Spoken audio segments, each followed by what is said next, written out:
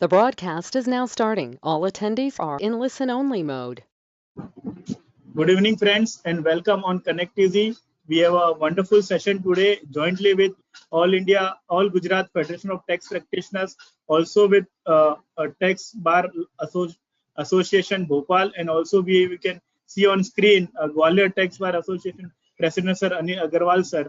We also acknowledge the joint effort of Fintax Chanakya as well.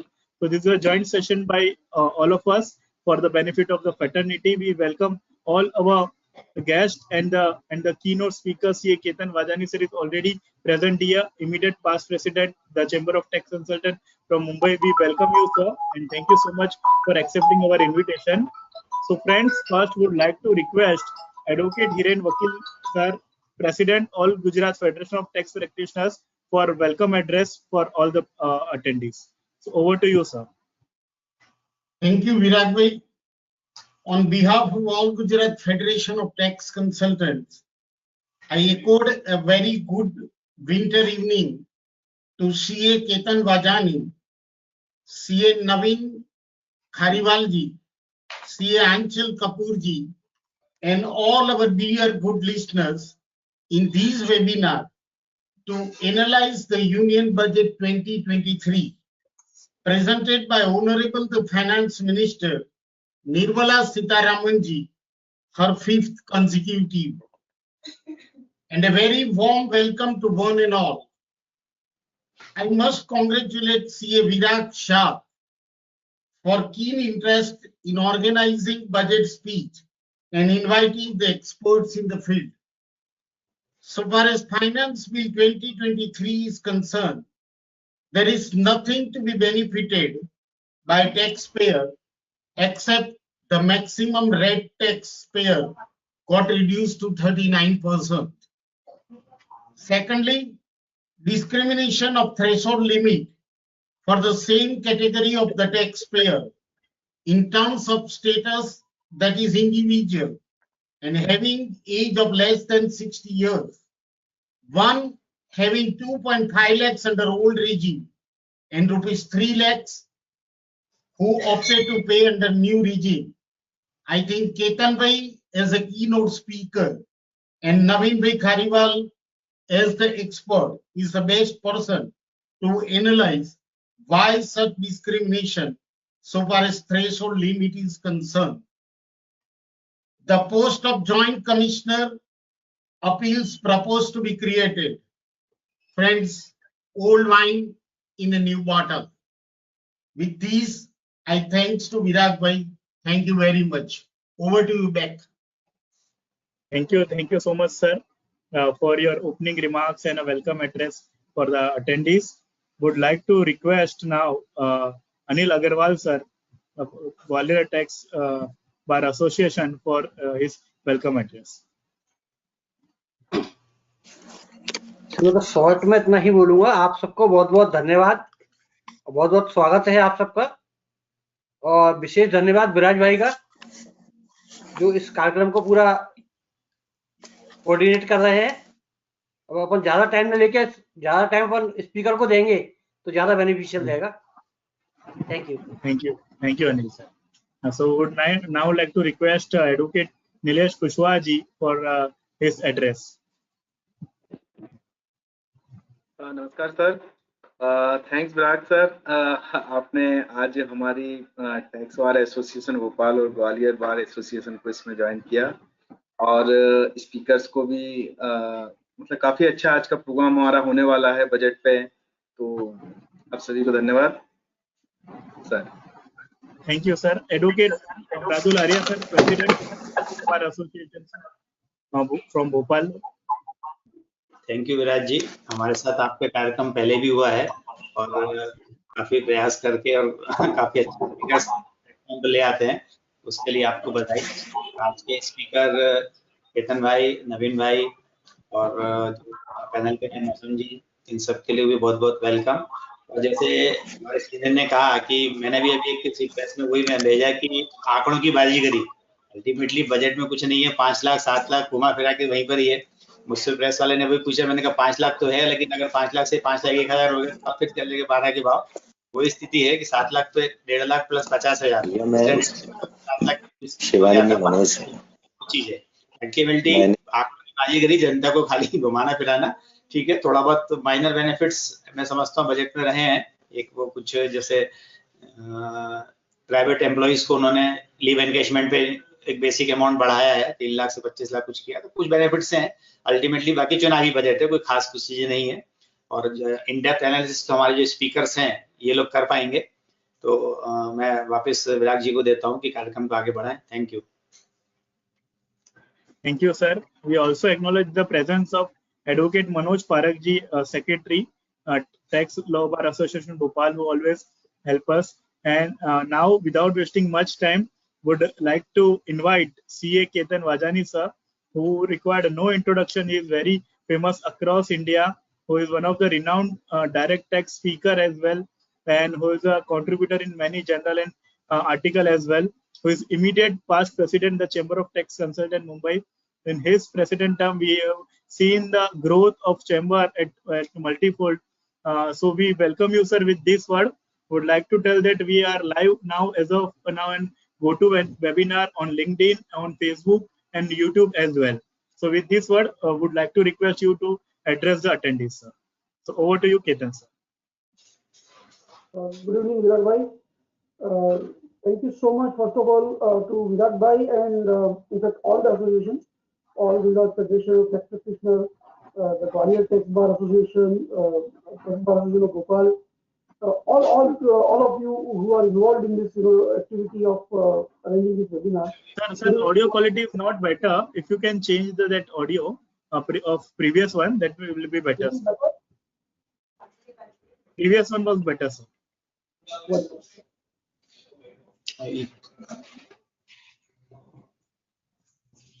Yeah. Is it better now? Yes, sir. Perfect. Very well.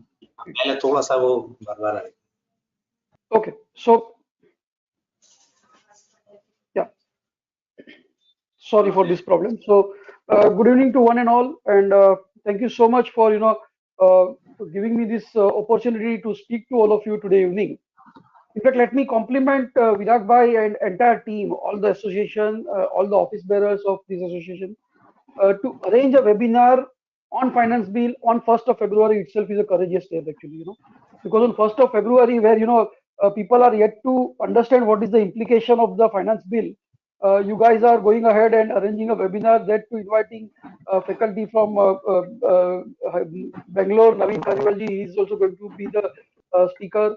Miss Aanchal madam, of course, she'll be, I think, I'm not able to see her on the screen, but she is going to join, I believe. And Yes. so, it requires a huge effort and it requires a big courage for you to get these people to speak on the subject. Because, it's very short time and within the short time we have to understand the position and maybe this is the first reaction which we can say, and then lot many things has to be absorbed later on. So let me at the outset mention that this is just a first reaction. I have read the finance bill in bits and pieces actually. So whatever I found is something which is affecting a large segment I have read, and therefore I am also relying on this webinar, and I am going to learn from Naveen Khariwal ji, because this is something where he might have done some better research. And I was told by Virag bhai that I am supposed to just set the tone, and thereafter Mr. Naveen Khariwal will take up the things. So in that perspective, friends, let me attempt to some of the things which I feel is relevant to all of us in our usual day-to-day practice. First and foremost, as I think somebody mentioned, maybe I think Mr. Arya mentioned that there is no big change as far as rate of tax, etc. is concerned. So yes, rate of tax virtually remains the same.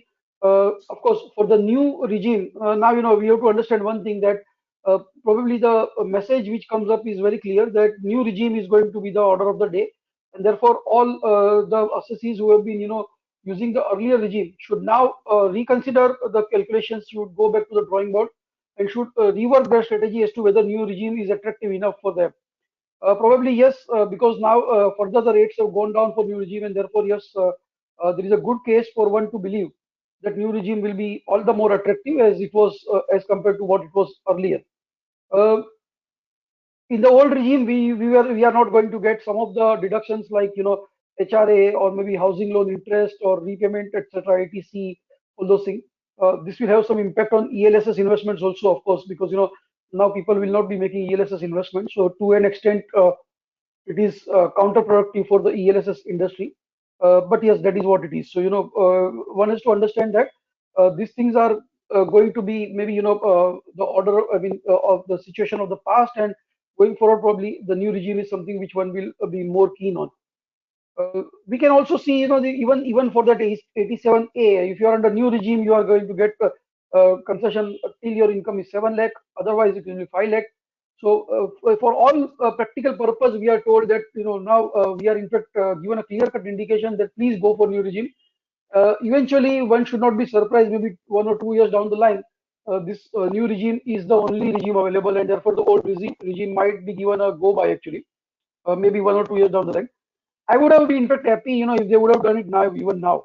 So whatever you want to do, please do it at the first stage. Don't keep on giving these options, creating confusion in the mind of people that whether new, old, all these things. Why do you want to do so? If you are very keen that you don't want to give any deduction, so be it. Then give it gracefully, make it graceful, and change it. You say that these are the only rates of tax. That is the end of it. Why do you want to have a section in the Income Tax Act? Normally the rates are decided by the Finance Act. And you could have very well done that. You could have given this, complete go by, no exemptions will be given, ATC deduction.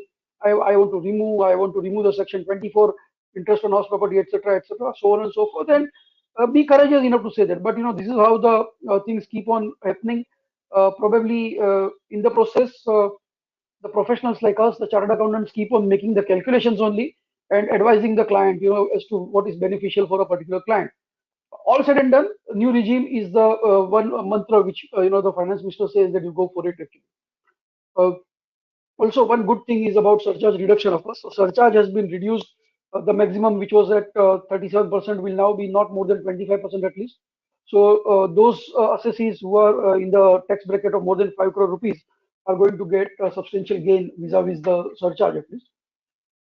Then few amendments are made in 43B. We are told that if I am making a payment to micro, small, and medium enterprises, I have to make the payment within that section 15 time limit as prescribed in section 15 of that act. And if I miss out, please understand that this cannot also, of course, have a situation where I can make the payment till the due date of filing of my return of income. So once I miss out to make a payment to micro, small, and medium enterprise within that date, which has been prescribed in that act, I am going to suffer a permanent disallowance, right? So therefore, this is going to be a big change, game changer provision as far as the micro, small, and medium enterprises are concerned. We'll be having a situation where more and more people will now register, and I'm told the registration is very simple. So therefore, it will be good for all of us also to consider ourselves to be registered under this MSME, and at least so that we ensure that our fees at least comes on time.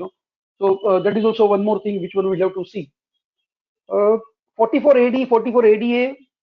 Now these are the provisions dealing with so to say presumptive taxation. And in presumptive taxation, there are so much of confusion. Now they have added further confusion. Now they are saying that if your cash transaction is not more than 5%, then your limit is up to 3 crore in 44AD. And in 44ADA, it will go up to 75 lakh instead of 50 lakh rupees. So we have two categories within 44AD now. The person whose transactions are more than 5% in cash will be having 2 crore. The person whose transactions are more than 5% will have less than 5% will have 3 crore. Similarly for 44ADA as 50 lakh and 75 lakh. Some moot questions. At the same time, let me also deal with some of the things which would have been appreciated by all of us and have not been done. So in the meeting with CBDT, which the chamber had, we had suggested to them that this 44AD and 44ADA, the position prior to 2017, assessment year 17-18, prior to 2017-18, the position was that the firms were allowed to have deduction of remuneration and interest to partners in addition to the whatever 6%, 8% which I am offering. Right now, come assessment year 17-18, the new sections have come into place, and therefore now we are not having a situation where we'll be able to claim the deduction under section under those remuneration and interest to partners. It is absolutely unfair to my mind because there is a serious case for one to reconsider this. They should have allowed that, and we had canvassed for that, but somehow that is not happening. One more thing in 44AD, which we thought we should, we should seek that clarification, seek that relaxation from them, is that 44AD should not apply to speculative transaction and a F&O transaction. It's a very simple case that, because our institute's guidance note says that the turnover has to be determined in a particular manner vis-a-vis speculative transaction or F&O transaction, ignoring the minus sign and only comparing profit and loss and adding together. Now there are real life cases where it so happens that because of the determination of turnover in this particular manner, the person is in loss, but still it is considered to be his turnover, and therefore 44AD once it gets invoked, he has to undergo audit. So unnecessary audits are being imposed upon on the assessee as well as chartered accountants. We are sure that it may be adding to the business for the chartered accountants, but we are sure that our fraternity does not need such business. We are absolutely clear that we are having many work to do on our end, and therefore we are not keen on doing such business which doesn't add much to our revenue, but also adds multiple things to our efforts at least. So, if that would have been done, it would have been better. But unfortunately, that part has not been touched upon, despite of the request made and despite of the understanding by them that yes, this is a correct position. Probably they left it for some better day to do. We are told that there will be common IT forms, so income tax return forms will be common, and we were told in one of the interactive meeting where the somebody from CBDT was also present. We were told that yes, it will be a simpler return. How far simpler return will be there is a matter of in the warm of the future, and one will have to see how it goes. But personally speaking, I don't have much hopes on that because these returns are always becoming so difficult for everybody. I'm sure that even the CBDT officers may not be able to fill up their own returns. So this is a big challenge actually. Anyway, let us wait and watch. 194N, some amendments are there where if a cooperative society withdraws money from bank, then the limit has been increased to 3 crore, etc. So far, so good. Some concession has been given. But the moot question again here is that whether 194N itself is the correct position, itself is the correct provision, because see, it's ultimately my own money I'm withdrawing from bank, and on withdrawal of money, my tax-paid money, why there should be a tax first of all. So we always have been understanding that income tax is a tax on income, and TDS is one of the mechanism of collecting that tax. If that is our understanding is correct, then why 194N should be there on the statute book at all? First of all, we have got one or two decisions of tribunal where the tribunal has taken a view. I think one of the High Court has also taken a view about constitutional validity. But as of now, probably they have not considered it appropriate to remove the section completely. Then 54 and 54F, again, there is a restriction on the amount of investment, and therefore more than 10 crore, somebody who is investing in 54 or 54F, and the investment is more than 10 crore, then we are told that the excess part will be ignored. So if I'm buying a house for 12 crore rupees, the 2 crore rupees will be ignored, only 10 crore. The amount is substantially big, 10 crore is also substantially big, and therefore we should not creep upon it, because ultimately if they are collecting tax from some wealthy people whose investment in a house is more than 10 crore, probably yes, the government may be justified in denying 54, 54F to such an assessee, and that also in excess of 10 crore. So nothing to creep upon, but yes, this is the point which we will have to understand. Finer issues, of course, Mr. Khariwal will deal with. One amendment which is, to plug some of the decisions, and that is, we are told very clearly now that cost of acquisition, section 48, there is an amendment. We are very clearly told that cost of acquisition will not include any deduction which I have already claimed either under clause 24, section 24, or under chapter 6A. So in past there have been cases where people have claimed deduction of interest on housing loan as a cost of acquisition. He claimed deduction once under house property, and again when he sells the property, he claims the deduction for the cost of the interest. And therefore now the section has been very clearly saying that, I mean, of course, it is proposed.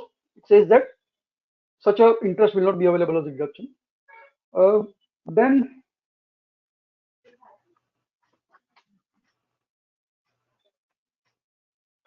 yeah, in 44AD and 44AD, I'm sorry, I'm going a little backward again.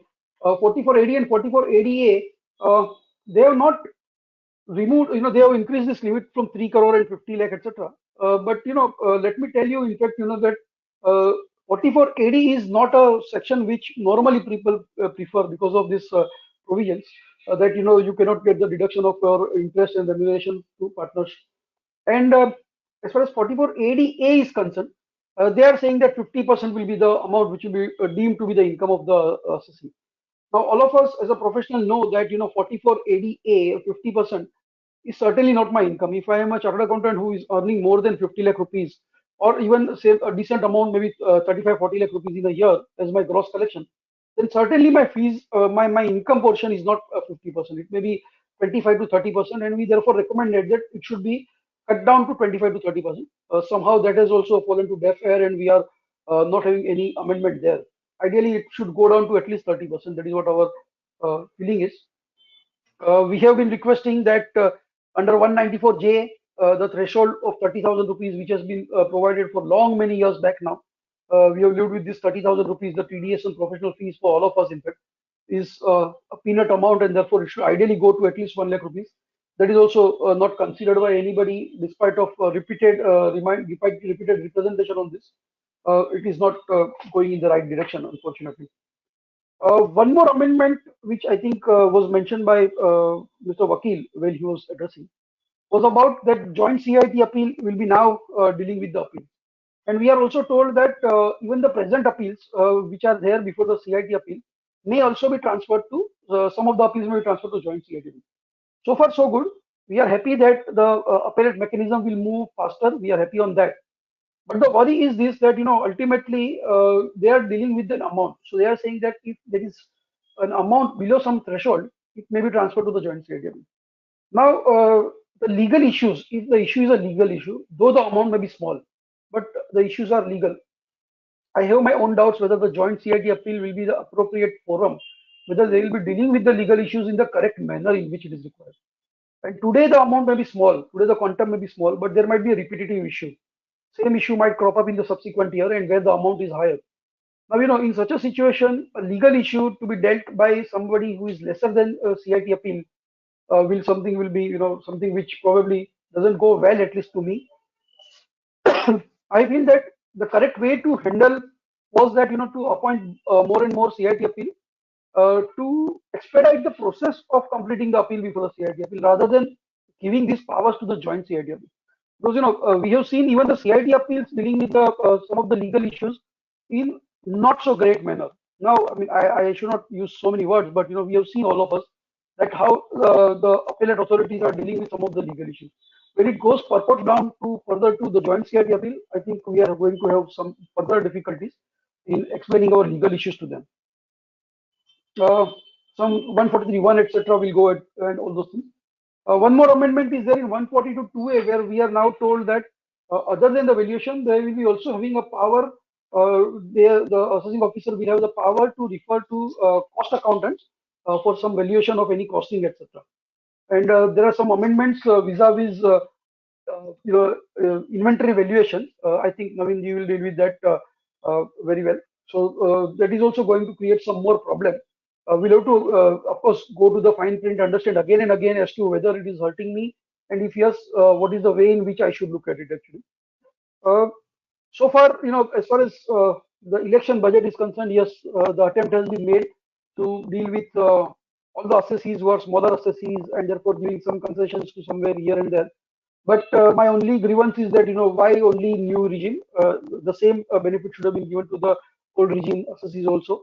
But I think probably they are giving a clear-cut message that old regime is here to ultimately be parked actually. So please shift to the new regime. And we are also told that new regime is going to be the default regime now. So therefore, earlier we were opting in for new regime. Now we'll have to opt out for the new regime if by way of that Form 10, IE, etc. Earlier we were opting in to take the benefit of new regime. Now we'll have to opt out. One more thing which could have been done along on the same front is that they are giving an option to opt in, opt out. If I'm not having a business income on a year-to-year basis, I can opt in and opt out. Now, for business assessee, it is very difficult, because once you select the option, you will be always there. You cannot move out of it. So therefore, to an extent, again, an unfair thing, because I am not certainly in a position to anticipate as to what will happen maybe 5 years, 7 years down the line, whether I'll be going for a housing loan, and therefore, in that scenario, I'll be happy with the old regime. that opt-in opt-out should be available on a year-to-year basis, dehorse the income which I am having. So that is what my belief is that. But unfortunately, that has also not been discussed. A few of the other things which we thought they should do that they did not do. And Virag bhai, I have maybe a couple of more minutes.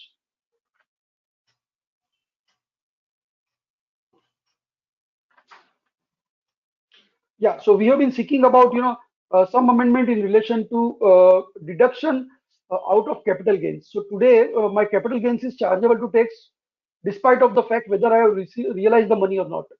And if at all I don't realize the money later on, my income is taxable and I'm not getting the corresponding deduction. So we had requested for one rectification provision in section 155 so as to provide that in such a situation I'll be able to get the rectification for those things. Unfortunately, that has not been considered. We have requested for increase in limit of 4713B. That has also not been considered.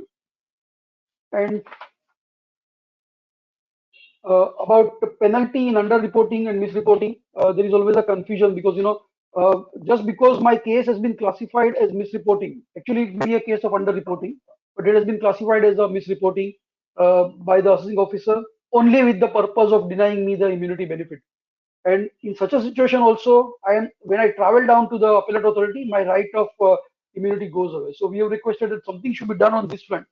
Unfortunately, here also probably our expectations have been ignored completely, and therefore one will have to live with what we are having.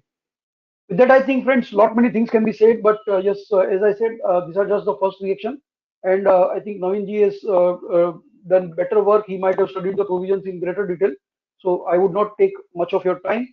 Let me again express my sincere thanks to Virag bhai and also all the office bearers of all the association. Thank you so much. Thank you so much, Ketan sir. We welcome CA Naveen Khariwal sir from Bangalore. We welcome you, sir. Thank you so much for accepting our invitation, sir. So, Ketan sir, let me give a vote of thanks first. You have covered very well in a limited time, entire given overview, and set the tone for Naveen sir to explain the provision and the finance bill and the direct tax provision and the highest number of changes, or we can say amendment through this bill 2023 in last 8 years, around more than 120 plus section amendment in this year. So Naveen sir will explain us in each and every one in detail in a 1 hour or so, or even more, around till 7:30 or so. So Ketan sir has set a right tone, and we are once again thank you so much, sir. Sir has accepted our invitation on just a one call. Sir has told that I will have a 15 minutes kind of session I can take on a day one. It's our privilege, sir. Thank you so much, sir, for the accepting invitation on behalf of all our joint organizations. Thank you so much, Virag bhai. It has been a pleasure. Thank you so much. Looking forward to hearing from Naveen bhai. Yes, thank you, sir. So now we all like to invite and hear CA Naveen Khariwal, sir. So would like to first invite our friend CA Shah, who is now from Mumbai, to introduce CA Naveen Khariwal, sir, and after that we'll listen to sir. So over to you, Mosam. Thank you, Virag. Good evening, everyone. First of all, I would like to thank you, Virag, for giving me this opportunity. And I want to welcome you all. I know it's a very special seminar, especially it is on budget, and that too on the same budget day itself. So it's a very special, and actually I can say that the budget itself was very special because it is the last budget of the Modi government before the election. And overall, they have tried to cover all the provisions which are the growth oriented. According to me, it was a growth oriented budget, but unfortunately, salaried class people who are especially earning more than 15 lakhs, they must be slightly disappointed because for them, nothing new in the budget. Most of these slab rate are the same for them, and no tax benefit for the person who is earning more than 15 lakhs. So in detail, Naveen ji will explain you all the direct tax provisions. So I would like to welcome you, Naveen ji. And just to give a brief introduction of Naveen ji, Mr. Naveen Khariwal, he's a CA and he's a partner in Mrs. H.K. Khariwal, Khincha and Company, and partner in MS Mrs. H.C. Khincha and Associates. He is a third generation chartered accountant in his family and specialized in direct tax from Bangalore. He is a member, he is and was a member of various committees. Example, the Direct Tax Committee of ICAI, New Delhi for the financial year 2021, FKCCI Bangalore, FAC Karnataka, etc.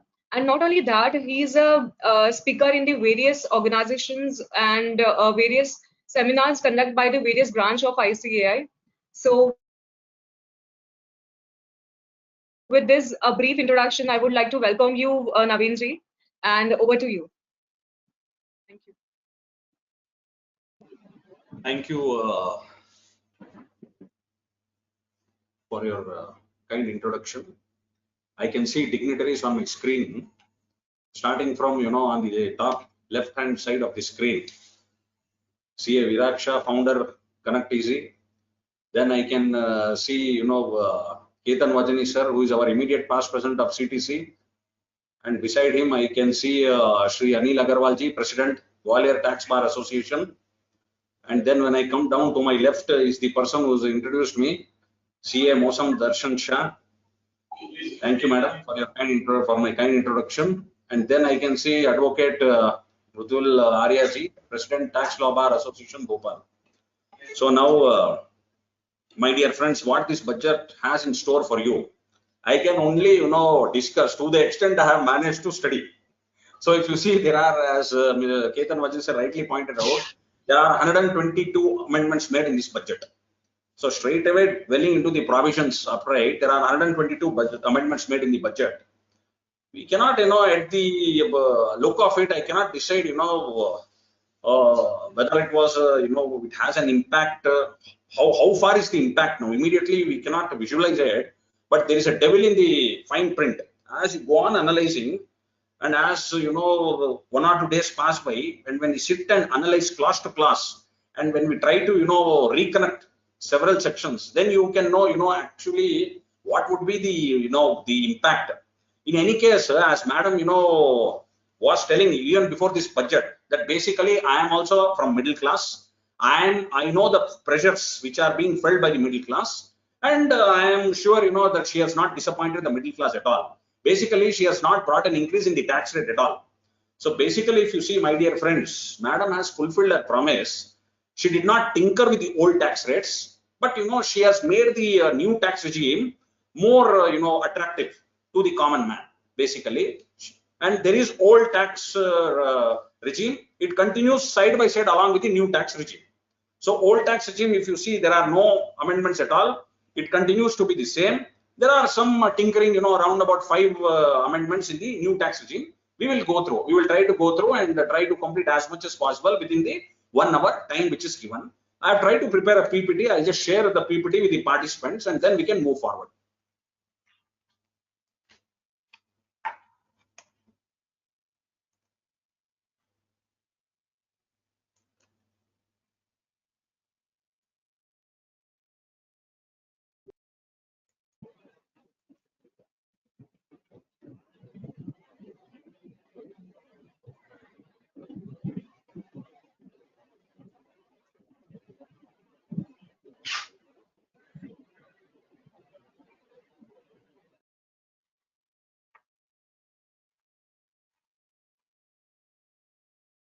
Yes, sir. Is the PPT visible, sir? Yes, sir. Screen is visible, sir. Yeah. So let me just start my presentation. Yes. Yeah. Yes, sir. If you see the finance minister's speech, now, para number 132, what she is telling, my aim is to maintain continuity and stability of taxation. This is what the finance minister is telling. Honorable finance minister is telling, I would like to maintain continuity, stability of taxation, and also I will simplify and rationalize various provisions so as to reduce the compliance burden, promote the entrepreneur spirit, and provide tax relief to citizens. As it really happened in the budget, is now what we are going to, would be our endeavor to see it. Now, my dear friends, at the beginning of the budget, the finance minister, at the beginning of our direct taxes proposals, the finance minister made a statement telling that, this year, round about, 6.5 crores returns have already been processed. And in fact, 72 lakh returns where, the portal has the ability to take around 72 lakh returns in a day.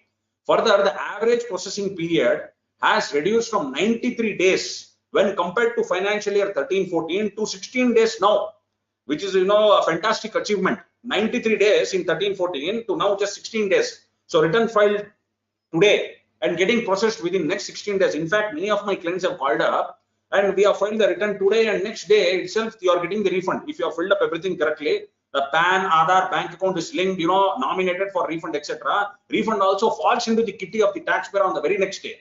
Anyway. And again, the madam says that 45% of the returns were processed within 24 hours. I can vouch for it. Definitely, it has happened. Now, if you see the provisions related to direct taxes, those 122 amendments, they are, bifurcated under these 6 heads.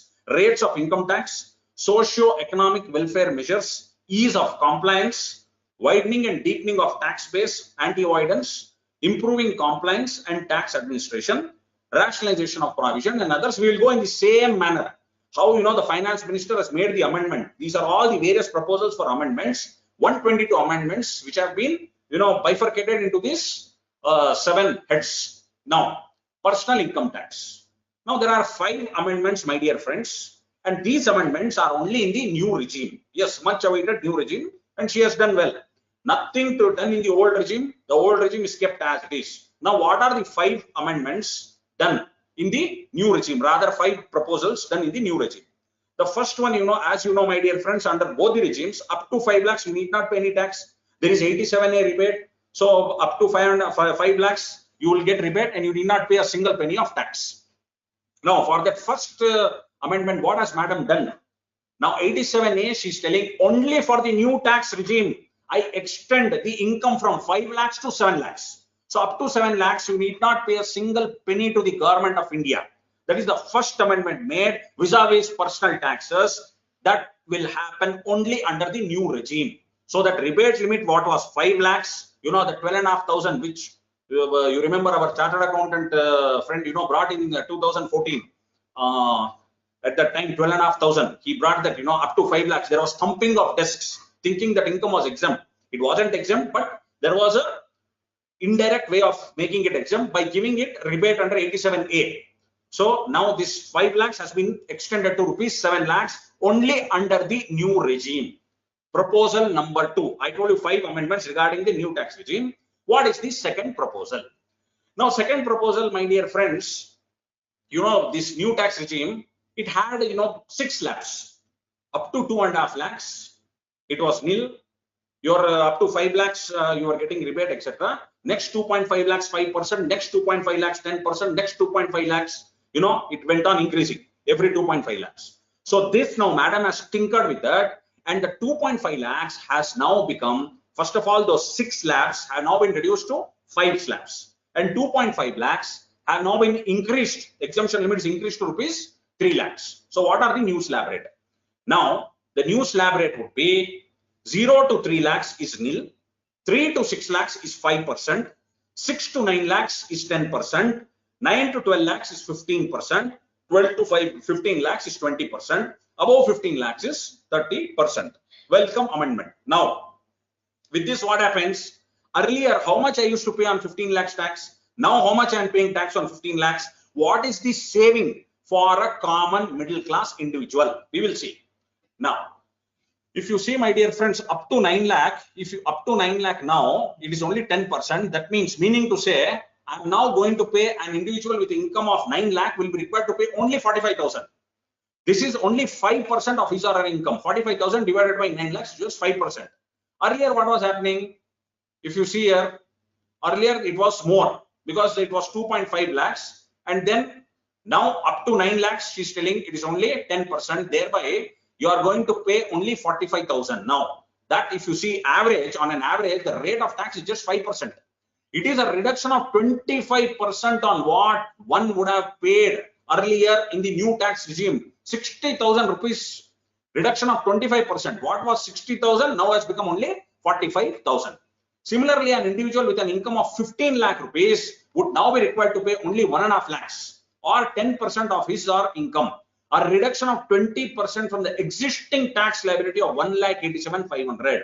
So earlier, my dear friends, under the new regime, income of 15 lakhs, existing liability of 1,87,500, now reduced. That reduction is around about 20%. It now comes to 1.5 lakhs. If you take the average rate, it's hardly 10%. Because now what she has done is she has compared our tax rate with other countries of the world. And then they have come to this conclusion that definitely some improvement, some tinkering was required, which they have done it. Now, you come to the third proposal. For the the new regime, all of you know, no question of any deduction. There was no standard deduction, no professional tax, no your HRA benefit, etc. No interest on borrowed capital. Nothing was there. No ATC, your ATC benefit, no ATD mediclaim, no ATTTA, senior citizen ATTTB, more than 50,000, etc. Nothing was there. Now she's telling, I will now allow standard deduction to the new tax regime now. So every salaried person with an income of say around about 15.5 lakhs will stand to benefit by 52,500. Okay. So that standard deduction also now it is allowed under the new tax regime. Now the fourth announcement, what she's doing is they have agreed here that our country for an individual, high net worth individual, highest tax rate in the world, along with your maximum marginal rate plus surcharge plus cess, it comes to 42.74%. Why? Because of the surcharge, above 5 crores. The surcharge is 37% above 5 crores of income. Now, welcome amendment, the 37% surcharge is now reduced to only 25% in the new tax regime. So this will result in reduction of maximum tax rate to around about 39%. So that 42%, which included surcharge of 37%. So surcharge of 37% now reduced to only 25% only in the new tax regime. So this would result in a reduction of maximum tax rate to 39%. Now, then the one more amendment what she's done is, long back in 2002 itself, what was then in 2002, non-government salaried employees, on the retirement, there was that exemption on leave encashment. So at that time, what was 3 lakhs has now been increased. The limit is increased to 25 lakh rupees. When the highest basic pay, see that 3 lakhs was what? When the highest basic pay in the government in 2002 was hardly 30,000 rupees per month. Now, with the increase in government salaries, I am now proposing to increase this limit to 25 lakh rupees. So now what she's telling, by default, this will become the default tax. The new income tax regime will now become the default tax regime, but you will have to opt in the return. You have to opt in the return whether you want to come under the old scheme, whether you want to come under the new scheme. And those, the other sections are similar. Once you come out, only in your life, you are allowed to come out once and you can come back again. That is only once it is allowed. Otherwise, you cannot come back. It is a one-way traffic. Now, so you can opt for this regime and, you can pay lesser taxes based on the scheme. But still, if you see, my dear friends, say income of 9 lakhs or 10 lakhs, suppose there is interest on borrowed capital, suppose there is ATC deduction, suppose there is ATD deduction, etc. We need to work out now. And you are a senior citizen or a super citizen, still that may, the old regime may become more beneficial. Anyway, so because of all this, what has happened is, the madam is telling direct taxes, I am going to lose round about 37,000 crore in direct taxes, round about 1,000 crore in indirect taxes, but I am mobilizing hardly 3,000 crore, that's all. The total revenue foregone is round about 35,000 crore annually. So this we discussed debate under 87A, the amendment made from assessment year 24-25 onwards, in case of a resident individual in India, income what was not exceeding 5 lakhs is now not exceeding 7 lakh rupees. So therefore, that amendment is done. 115 BAC 1A. Now, you come to the next bifurcation, socio-economic welfare measures. So this is, a very timely amendment. This is also promoting timely payments to MSMEs. For example, any SSE makes a payment to MSME. So what we used to do, I am following accrual system of accounting, mercantile system of accounting, I am claiming exemption. The law is telling now nothing doing. I am inserting a clause H in 43B of the Act, saying what? My dear friend, you are making payment to MSME. Yes. Whether when you are making payment with MSME, have you got a written agreement or you don't have a written agreement? If you have a written agreement, time limit is 45 days. You don't have a written agreement, time limit is 15 days. For what? To make payment. So now you will not be allowed any deduction on accrual basis. For example, you made, the agreement was entered into say March, or you made purchases in March. Fine. Now, with a written agreement, it is 45 days. Without no agreement, it is 15 days. So I could not make the payment up to March. So law is telling, don't worry, make the payment up to the date of filing return of income claim deduction. Now, there is section 15 of the MSME Act. What is the section MSME Act for section 15 telling? Now let us see. Section 15 of the MSME Act mandates payments to all these MSMEs, what we discussed, within the time as per written agreement, which cannot be more than 45 days. And if there is no written agreement, section mandates that payments shall be made within 15 days. Therefore, they are telling that proposed amendment to 43B will allow the payment as deduction only on payment basis. Very simple. It can be allowed on accrual basis only if the payment is made within the time mandated under section 15 of the MSMED Act. So March, suppose you want to claim deduction for March 31st, then you are telling law, don't worry, you please make the payment within the time limit specified under MSMED Act. In any case, I will allow you deduction only on payment basis, which is fine. The next amendment. Now this is Agniveers. Well, what is this? This is for Ministry of Defence. They introduced one scheme called as Agnipath Scheme 2022 for enrollment of all these Agniveers in our armed forces, Indian armed forces. So government is saying like your pension fund, etc. Your pension scheme. They introduced one scheme. It is called Agniveer Corpus. So they are telling there is one Agniveer Corpus. All of you Agniveers, you please give contribution. You will also give contribution. Government of India will give contribution. On that contribution, I shall give you interest. So as and when you give contribution, you claim deduction. So this is the sum and substance. We'll go through this scheme. Nothing to worry. So the package given to an Agniveer from Agniveer Corpus Fund. Now Agniveer will also contribute. Government of India will equally contribute. And from there, distribution will be made to the Agniveer who contributed. That is called as Seva Nidhi. Package given to an Agniveer from Agniveer Corpus is called as Seva Nidhi. Now, I told you Agniveer Corpus Fund. This fund belongs to the Consolidated Fund of India. All the Agniveers, along with contribution from the Government of India, will be given. Plus, there would be interest on these contributions, which would be held in the respective accounts. Now, each Agniveer is contributed 30% of his monthly customized Agniveer package to the individual's Agniveer Corpus Fund. So government will also contribute a matching amount to the Agniveer Corpus Fund. Government will obviously also pay the interest to the Agniveer from time to time. Then after completion of 4 years, my dear friends, after completion of 4 years, Agniveers will be paid one-time Seva Nidhi package. What is that Seva Nidhi package? Nothing but my contribution, government contribution, including interest. So what I'm going to pay you after 4 years as Seva Nidhi package includes my contribution plus government contribution along with the interest.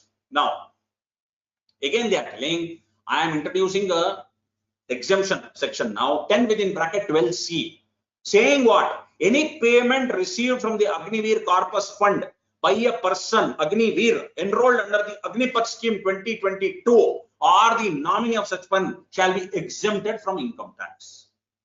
I am introducing one more section 80CCH, saying what? I am an Agniveer individual enrolled in the Agnipath scheme. I am subscribing to the Agniveer Corpus Fund on or after first day of number 22. If I am making a contribution, I shall be allowed a deduction of the whole of the amount deposited by me, and also the amount, matching contribution deposited by the central government to my account in the Agniveer Corpus Fund from my total income. 80CCH, whatever I receive including interest, exempt under 1012C, I make a contribution. Yes, sir. Please claim deduction 80CCH. And also new scheme and old scheme, everything you can go forward. Now, then if you see, One more new subsection they are telling, one more introduced under the head salary. This, what is it taxed? It is taxed obviously under that salary 17(1). Now they want to introduce one more subclause in 17(1), saying that the contribution made by central government in the previous year to the corpus fund shall be considered a salary of the individual. Same thing. Now, the new tax regime of 115 BAC, an individual enrolled in Agnipath scheme and subscribing to Agniveer Corpus Fund shall get a deduction of government contribution to his Seva Nidhi. Very important, sir. Even though you are coming, the Agniveer files written under the new taxation regime of 115 BAC, still, you know, because he is an Agniveer and he is enrolled in the Agnipath scheme, and after 1st of November 22, then he can claim a deduction for his contribution to the Seva Nidhi under 80 CCH subsection, 80 CCH subsection 2. Now, move forward. Now, this is again, you know, they are trying to reduce all this litigation. So the sugar factories, you know, especially sugar factories to sugar cooperatives from the past demand. So what has happened? Time to time, the government of India will chip in. You know, they are going to help, you know, the farmers, sugar farmers. So how they are helping? Cane price. The cane price is fixed. You know, FCP, final cane price. And there is SMP, statutory minimum price. There are FCP, final cane price. Then there is a statutory minimum price, which is fixed by the central government under your sugarcane control, etc. Now, the FCP is decided on the basis of particular factory's working results, which will take into account all revenues and expenditure incurred by factory. Now, payment of final cane price by the cooperative sugar factories over and above the SMP. Statutory minimum price is fixed. Final cane price over and above the SMP has resulted in tax litigation. Department saying, I am not going to allow you the deduction of what? Of the sum over and above the SMP. This FCP, you paid FCP over and above the SMP. Over and above the SMP, whatever FCP is paid, I am not going to allow you as a business, because this fellow will tell, the sugar factory will tell, sir, I have paid the FCP, therefore I have claimed as business expenditure. Whereas in the scrutiny assessment, when you took it up for scrutiny, you have disallowed, saying that what? Excess price paid for purchase of sugarcane over and above SMP, is in nature of appropriation or distribution of profit, and therefore I am not going to allow you as a deduction. So now they are telling, I am introducing 36(27) section 10(5), yeah, it is 17, 36(17).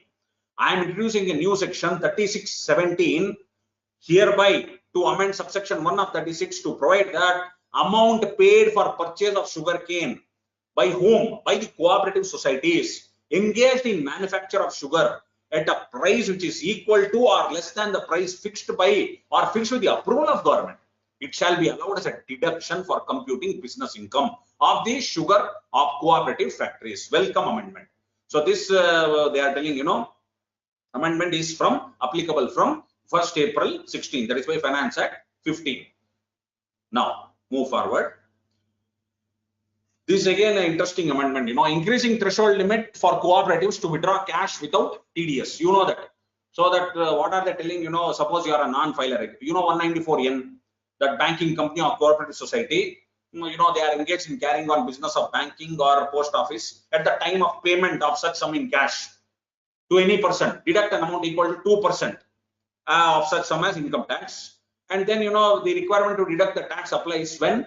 Only when the payment of amount or aggregate of amount in cash during the year exceeds 1 crore rupees. So now they are telling, if you are a cooperative, that 1 crore shall be substituted by the words 3 crores only. 194 proviso is inserted. That where the recipient is a cooperative society, only for cooperative society exclusively, that 1 crore limit, my dear friends, has now substituted by 3 crore rupees. Shall have effect as if for the words 1 crore, words 3 crores had been substituted. That's only for a cooperative society only. Next, there is one more amendment. This also is only for cooperative societies. Be careful. You know 269SS, you know 269T.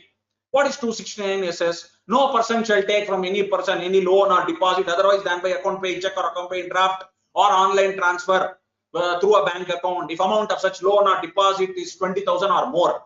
Similarly, 269T repayment, provide that no loan or deposit shall be repaid otherwise than by account pay check or account pay draft or online transfer if amount of such loan or deposit 20,000 or more. Okay, that is the basic section 269SS or T. For now, they are telling this representations have been received from whom? PAX and PCARD. PACS, PAX, PCARD. What is PAX? Primary Agricultural Credit Society. Be careful. Don't tell me ABCD. I want only PAX and PCARD. Why? Because when these two entities, take from any person loan or deposit or repay to any such person loan or deposit, the 20,000 limit is enhanced to 2 lakh rupees. Please, 20,000 limit is enhanced to 2 lakh rupees. Who are those two persons? PAX and PCARD. Who is a PAC? Primary Agricultural Credit Society. Who is a PCARD? Primary Cooperative Agricultural and Rural Development Bank. For your limits on cash transaction with banking companies, your 269SS and 269T. So please understand why. What is the work of this PAC and this PCARD? They are providing credit facilities, and so they are telling relaxation may be made. This is the intent and sum and substance of the provision. So therefore, to provide relief to low income groups, facilitate easier conduct of business operations in such areas, it has been proposed that an amendment may be made in the section 269SS by raising the limit of 20,000 to 2 lakh. Be careful, it should be a PAC or PCARD. Okay, fine. Now, let us go further, sir. Relief to startups in carry forward and setting off of losses. You know that startup, 80 IAC, etc. So what is 80 IAC, sir? 80 IAC will provide a deduction of amount equal to 100% of profits and gains derived from an eligible business by an eligible startup for 3 consecutive years out of 10 years from the year of incorporation, subject to what? Those 3 conditions. Turnover does not exceed 100 crores. Then, certificate of eligible business from Interministerial Board of Transfer, certification, and it is incorporated on or after 1st day of April 16, but before 1st day of April 23. Every budget they are extending the due date. Now also they are extending. Incorporated on or after 1st April 16, but before 1st day of April 23. Now this budget says what? 1 more year extension.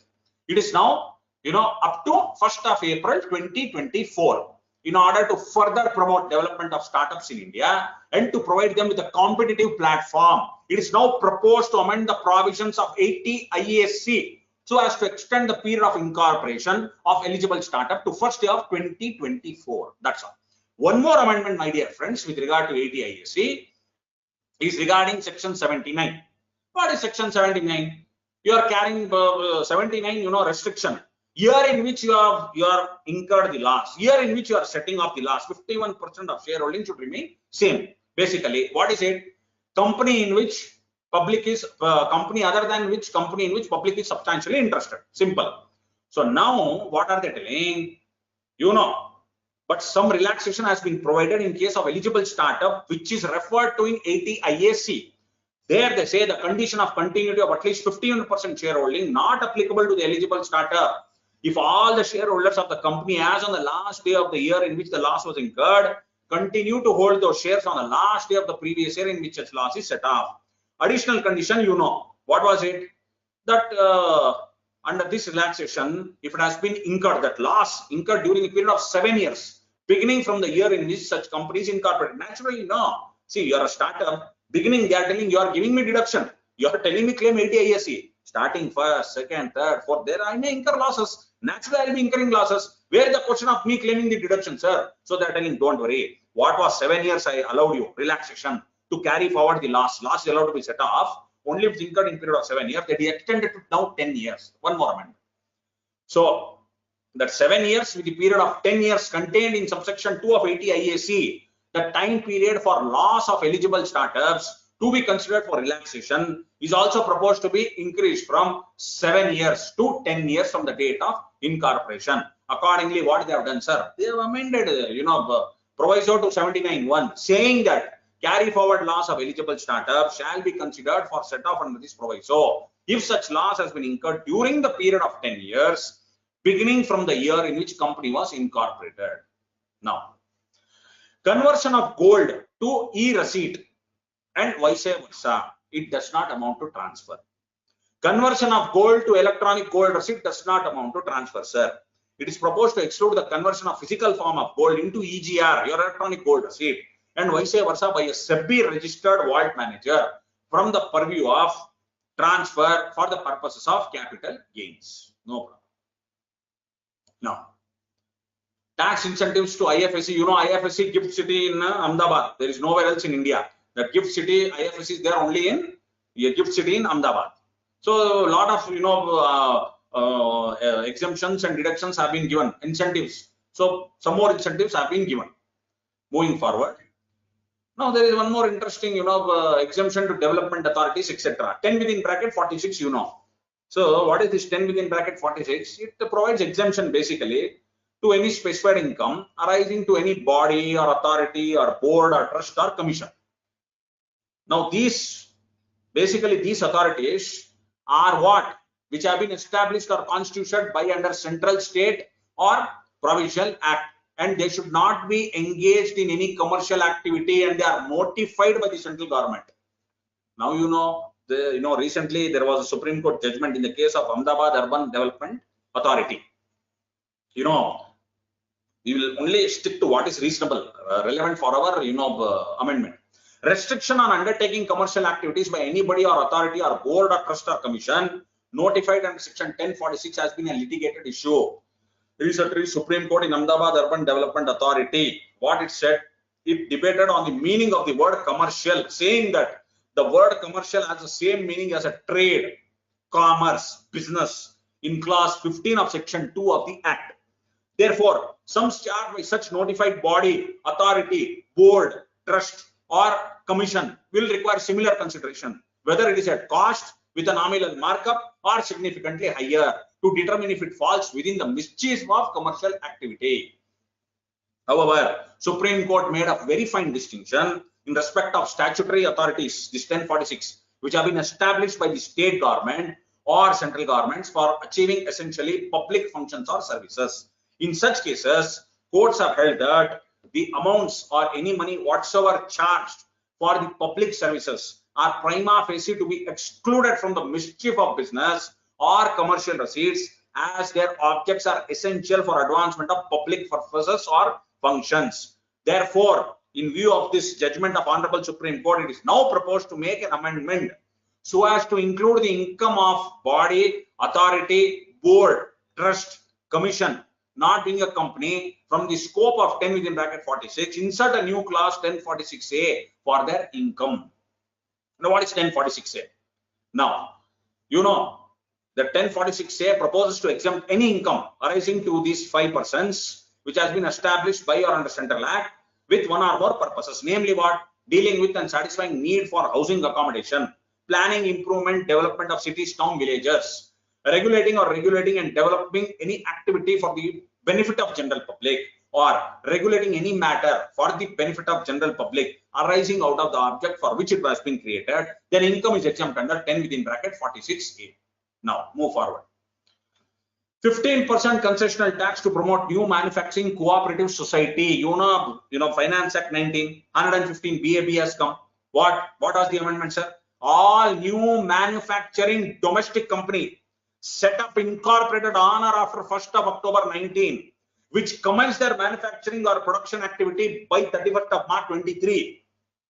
And these companies do not avail any deduction, any exemption, any incentive, can opt to pay tax under the concessional rate of 15% only. Roundabout after surcharge, education cess, etc., it comes to 17.14%. And for other than manufacturing companies, the rate of tax was 22% plus surcharge cess, etc., will come to 25.14%, whatever.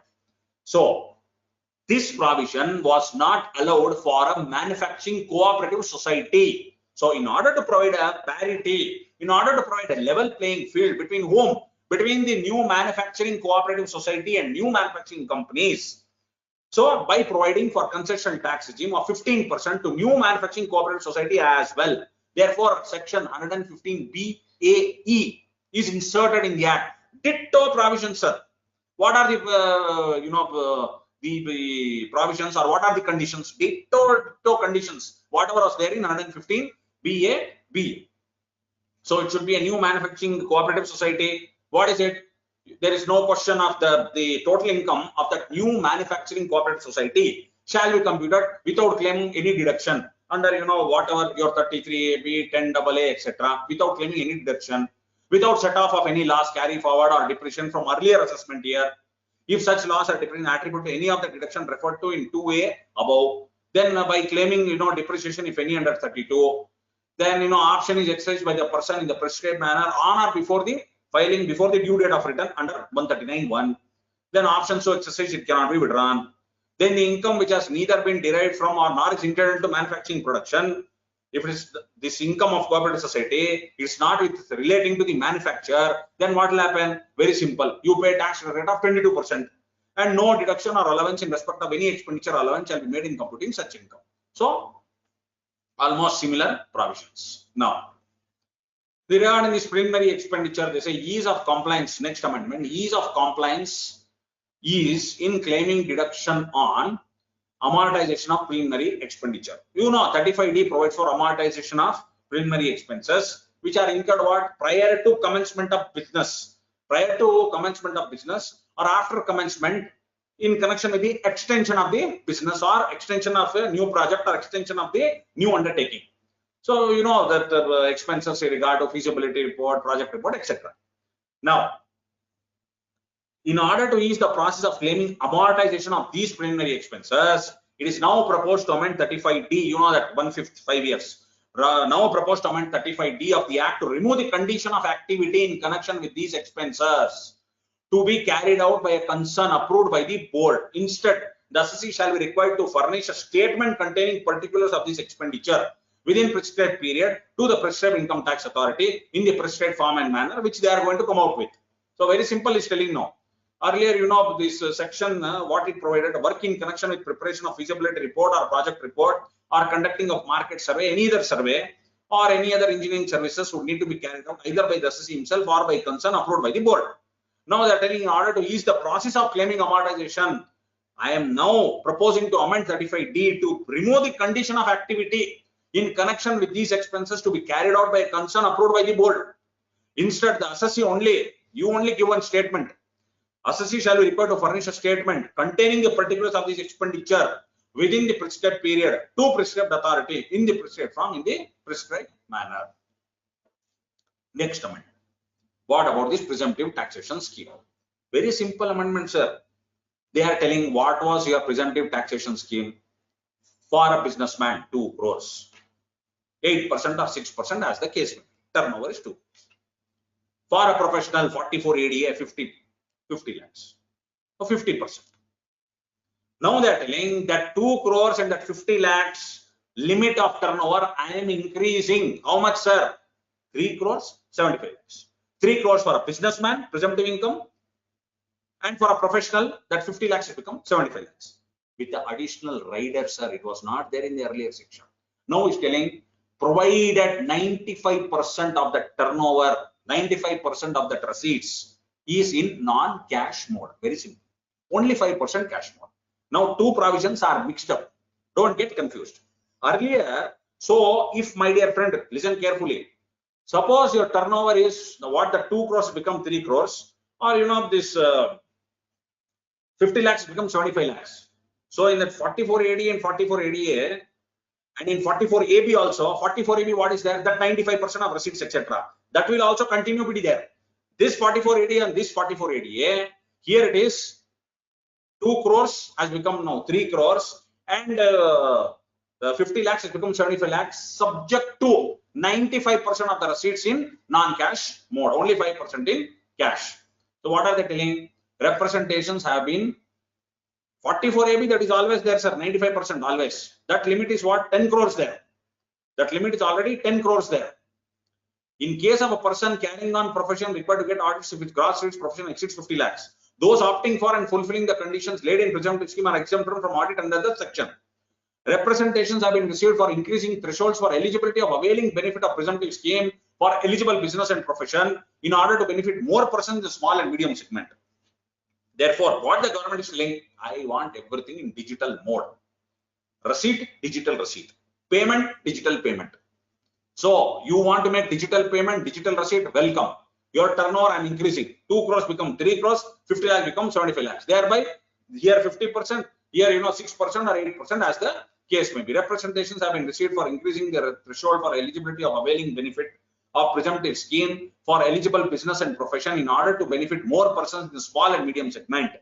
In order to ease compliance and to promote non-cash transaction, it is now proposed to increase the threshold limit for presumptive taxation in 44AD and 44ADA on fulfillment of certain conditions. Therefore, it is now proposed to provide that 44AD for eligible business where the amount or aggregate of amounts received during the year in cash does not exceed 5%, threshold limit of 3 crores will apply. Under 44ADA for professions referred to in subsection 1 of 44AA, where the amount or aggregate of amount received during the previous year in cash does not exceed 5% of the total gross receipts, a threshold limit of 75 lakh rupees will apply. Receipt by check drawn on a bank or by account pay by a bank draft which is not account pay shall be deemed to be received in cash. Yes, this is also clarified. If it's not an account pay check, account pay bank draft, that means what? It is deemed to be received in only in cash. Provisions of 44AB shall not apply to the person who declares profits and gains for the previous year in accordance with the provisions of subsection 1 of section 44AD or 44ADA1 of the Act as the case may be. Move forward, sir.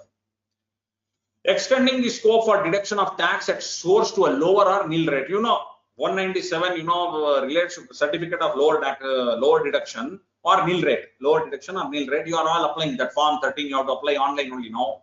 You apply online form 13. Then you take a copy and you file it in the assessing officer also TDS returns. Online only they are going to ask you all the questions. Online only you have to submit all the details. So either it is nil rate or at a lower rate. Then for what all you can apply for your form 13 lower deduction 192, 193, 194 go on. Now, if the assessing officer is satisfied that the total income of the recipient justified deduction of tax at a lower rate or nil rate or zero rate, then he will give me appropriate certificate to the assessee, it will be uploaded. Now, this benefit is also given to 194 LBA. What is it? Business trust. What is 194 LBA? Business trust will deduct and deposit tax at the rate of 5% on the interest income of the non-resident unit holders. So representations have been received that in some cases rate of deduction may be required to be reduced due to some exemption. For example, exemption under section 1023 FE of the Act allowed to notified sovereign wealth funds and pension funds. But that 194 LBA is not mentioned in 197. Therefore, that benefit of exemption was not available at the time of tax deduction. Now they are including it. Now they are amending 197(1) to provide that the sums on which tax is required to be deducted under section 194 LBA shall also be eligible for certificate of deduction at a lower rate. Fair enough. Now, widening and deepening of tax base anti-avoidance, extending deeming provision under section 9 to gift to non-ordinarily resident. What is 9(1), sir? 9(1) is a deeming provision which provides for different types of income which are deemed to accrue or rise in India.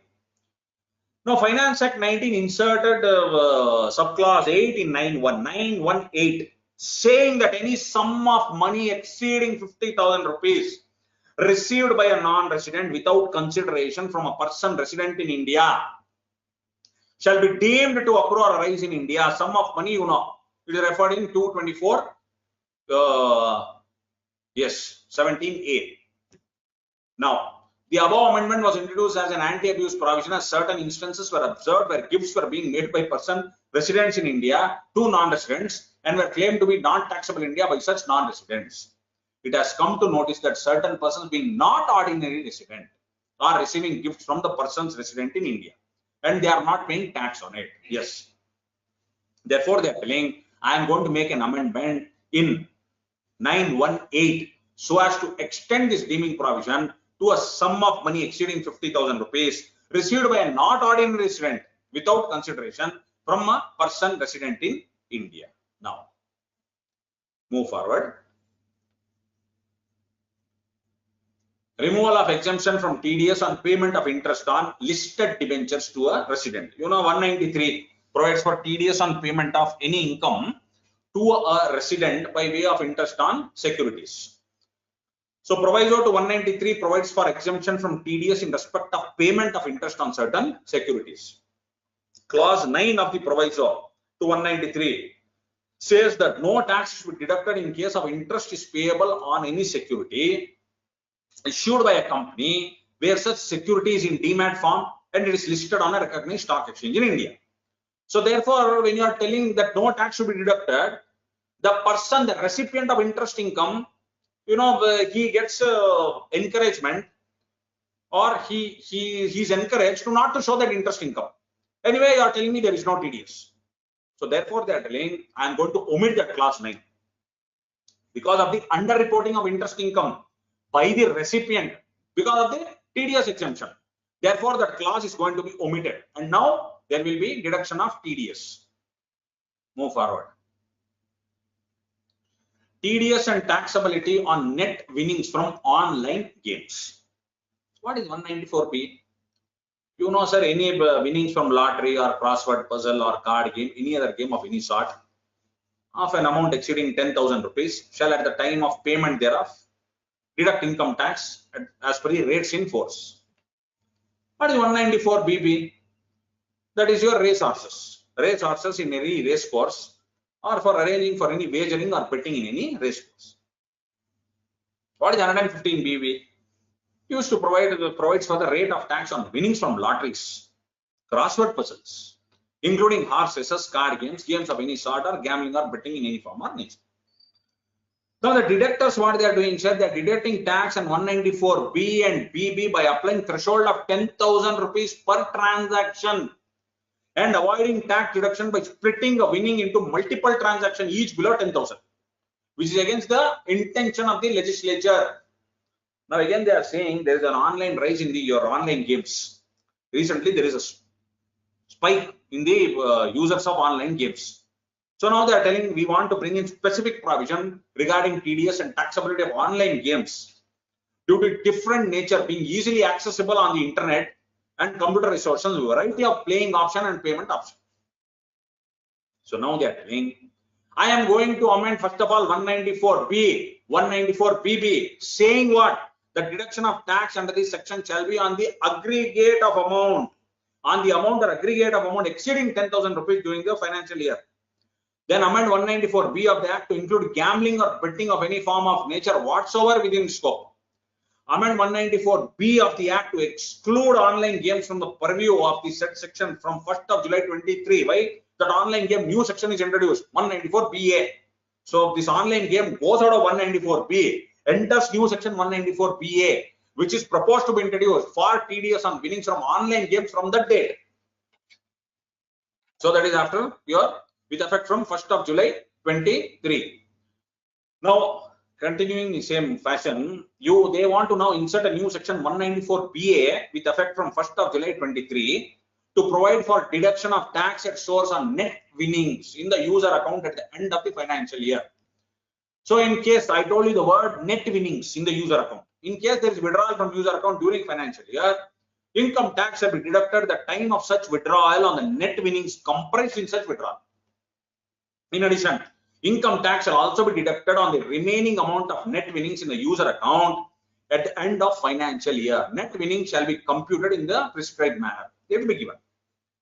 To provide that in the proposed section 194BA, in case the net winnings are wholly in kind, partly in cash, partly in kind, but part of cash, is not sufficient to meet liability of deduction of tax in respect of whole of the net winnings, person responsible for paying shall, before releasing the winnings, ensure that the tax has been paid in respect of the net winnings.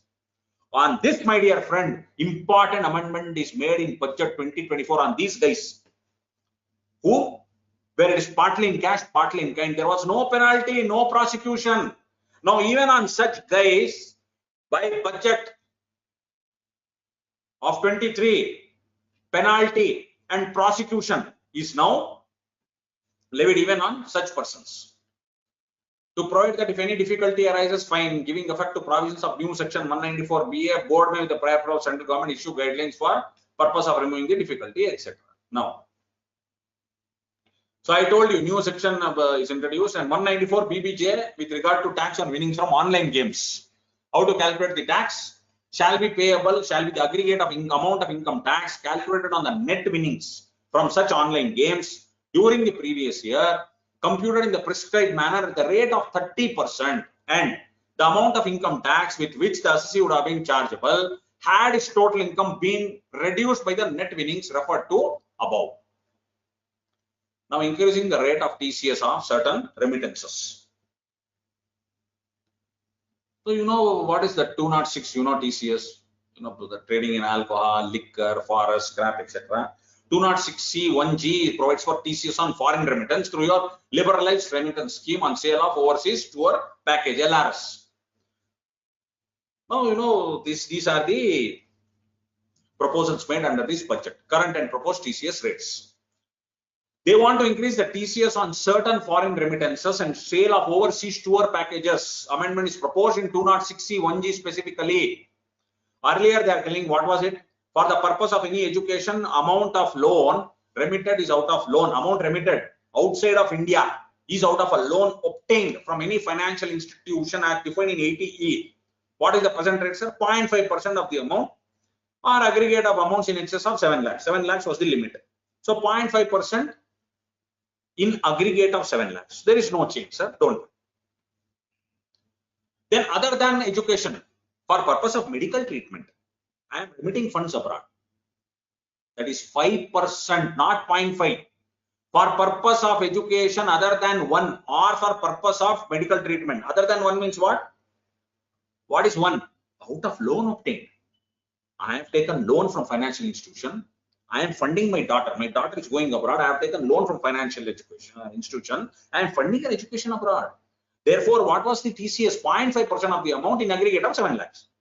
Now I am funding from my own. I am not funding out of a loan obtained from any financial institution. Law is telling, present law is telling 5% TCS in excess of 7 lakhs. No change in these two. Overseas tour package, my dear friend, change. What was the present rate? 5%, and there is no question of any threshold limit of 7 lakhs there. Overseas tour package 5% without threshold limit. Increase to 20% without any threshold limit. There I think the common man is what made the finance minister, I don't know. Anyway, there was a trail. Anyway, to that extent, audit trail was there for 5%. Anyway, my humble suggestion was they could have at least 5% or made 7.5% or 10%, but they have steep rate of 20%. So in that case, what we have to advise the client is you don't pay advance tax, you don't pay TDS, etc., self-assessment tax. The 20% you can claim there. 5% without any threshold limit. Now it is 20% without any threshold limit. In any other case, what was 5% of the amount or aggregate of amounts in excess of 7 lakh has now become again 20% without any threshold limit.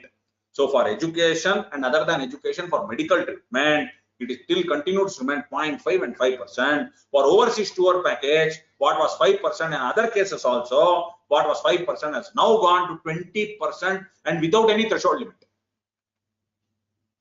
This from when it will applicable, sir? Amendments 1st of July 2023. Be careful. Now, this is again, the finance minister, as she told, I am understanding, I am also from the middle class background. I understand the pressures of middle class. You are a high net worth individual. You are selling a house, investing in a house. You are selling some gold jewelry, investing in a house. You are selling shares, investing in a house. What is the sale consideration? What is the cap? 1 year before the date of transfer, 2 years after the date of transfer, within 3 years from the date of transfer, purchase a house. Within 1 year before the date transfer, purchase a house, or within 2 years from the date of transfer, investment in a house, or within 3 years from the date of transfer, you purchase a land, construct a house. All fine, sir. 54, 54F.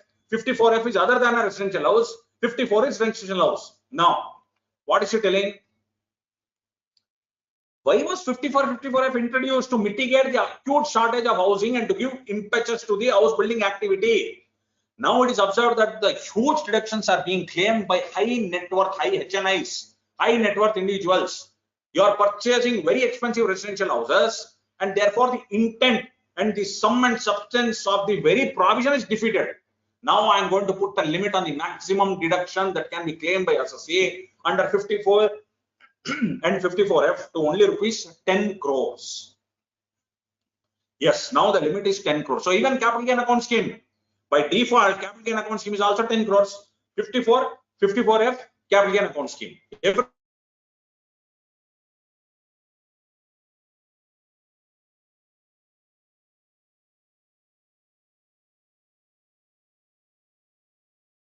only 10 crores are now. Cost of new asset purchase is more than 10 crores. Cost of the asset shall be deemed to be only 10 crores. Both. Consequently, I told even capital gain account scheme 54 subsection 2, 54F subsection 4, which deals with capital gain account scheme, all even there also amendment is done. Again, for the purpose of deposit, insert a proviso to provide that with the provisions of subsection 2 of 54F4, which we discussed, for the purpose of deposit in capital gain account scheme shall apply only to capital gains or net consideration, as the case may be up to rupees 10 crores only. Matters. Applicable from 1st day of April 24 and shall accordingly apply in relation to assessment year 24-25 and subsequent assessment years. Now, market linked debentures. Special provision for taxation of capital gains in case of market linked debentures. What is market linked debenture? So those are also listed securities. How are they currently being taxed at long-term capital gain at 10% without any indexation?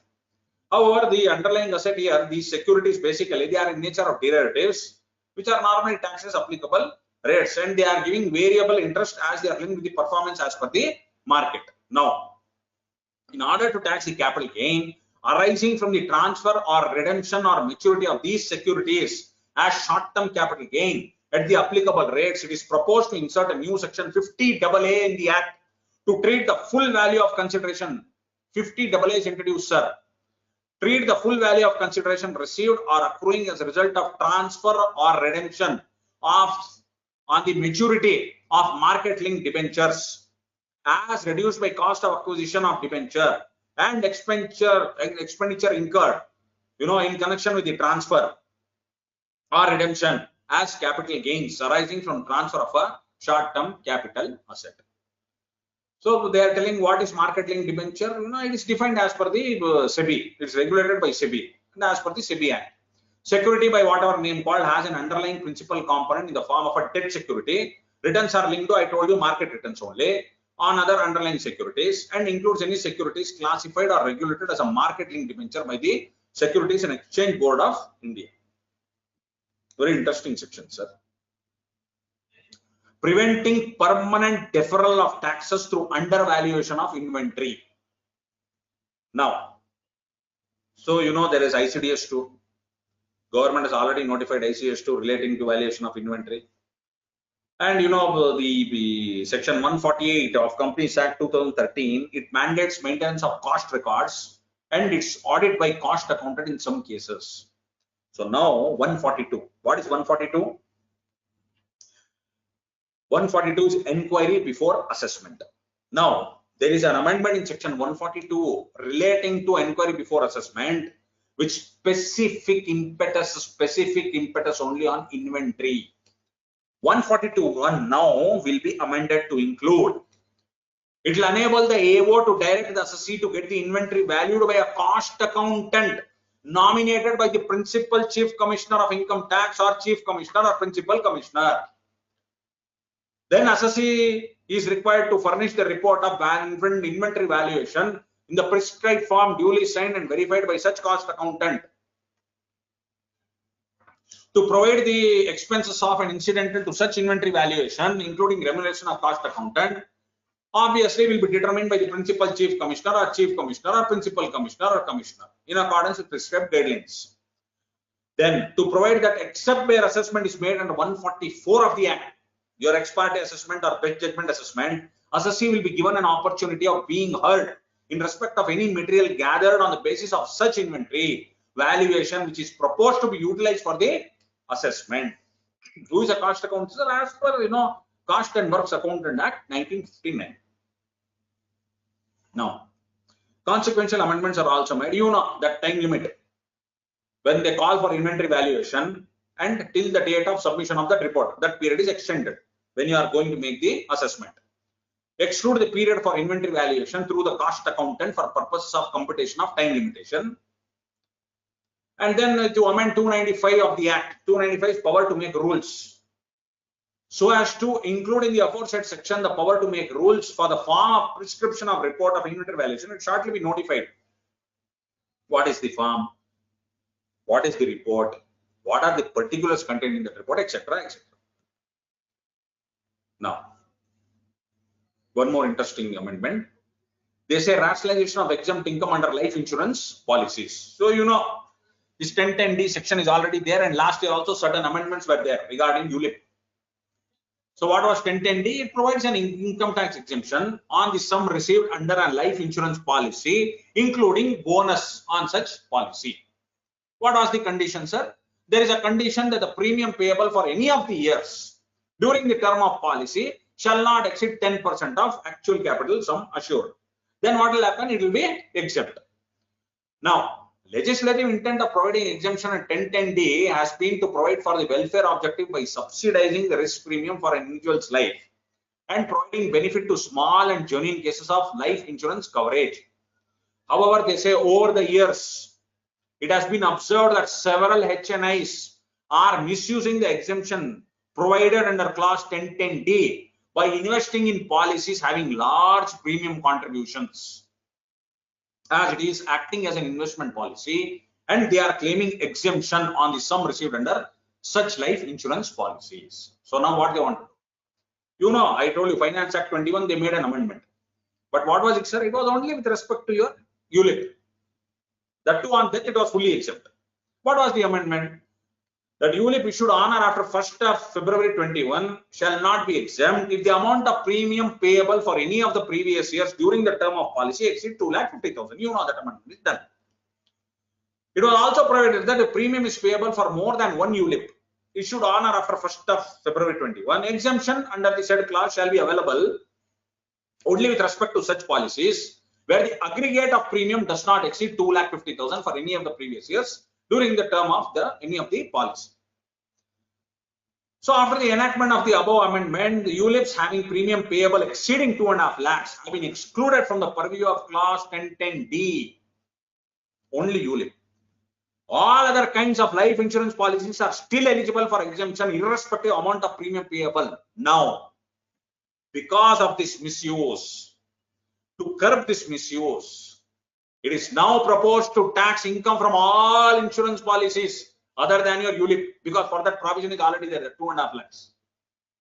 They are telling all the insurance policies on this earth other than ULIP having premium or aggregate of premium above 5 lakhs in a year. Above 5 lakhs in a year, everything is taxable, sir. No question of any exemption. Income is only proposed to be exempt when, sir? Obviously only on the death of the person. Otherwise, this income will be chargeable to tax under the income from other sources. It is not only for ULIP. They say ULIP I brought in Finance Act 21, 2.5 lakhs. Now I'm telling for all other policies other than ULIP, insurance premium 5 lakh rupees will be taxable under the other sources.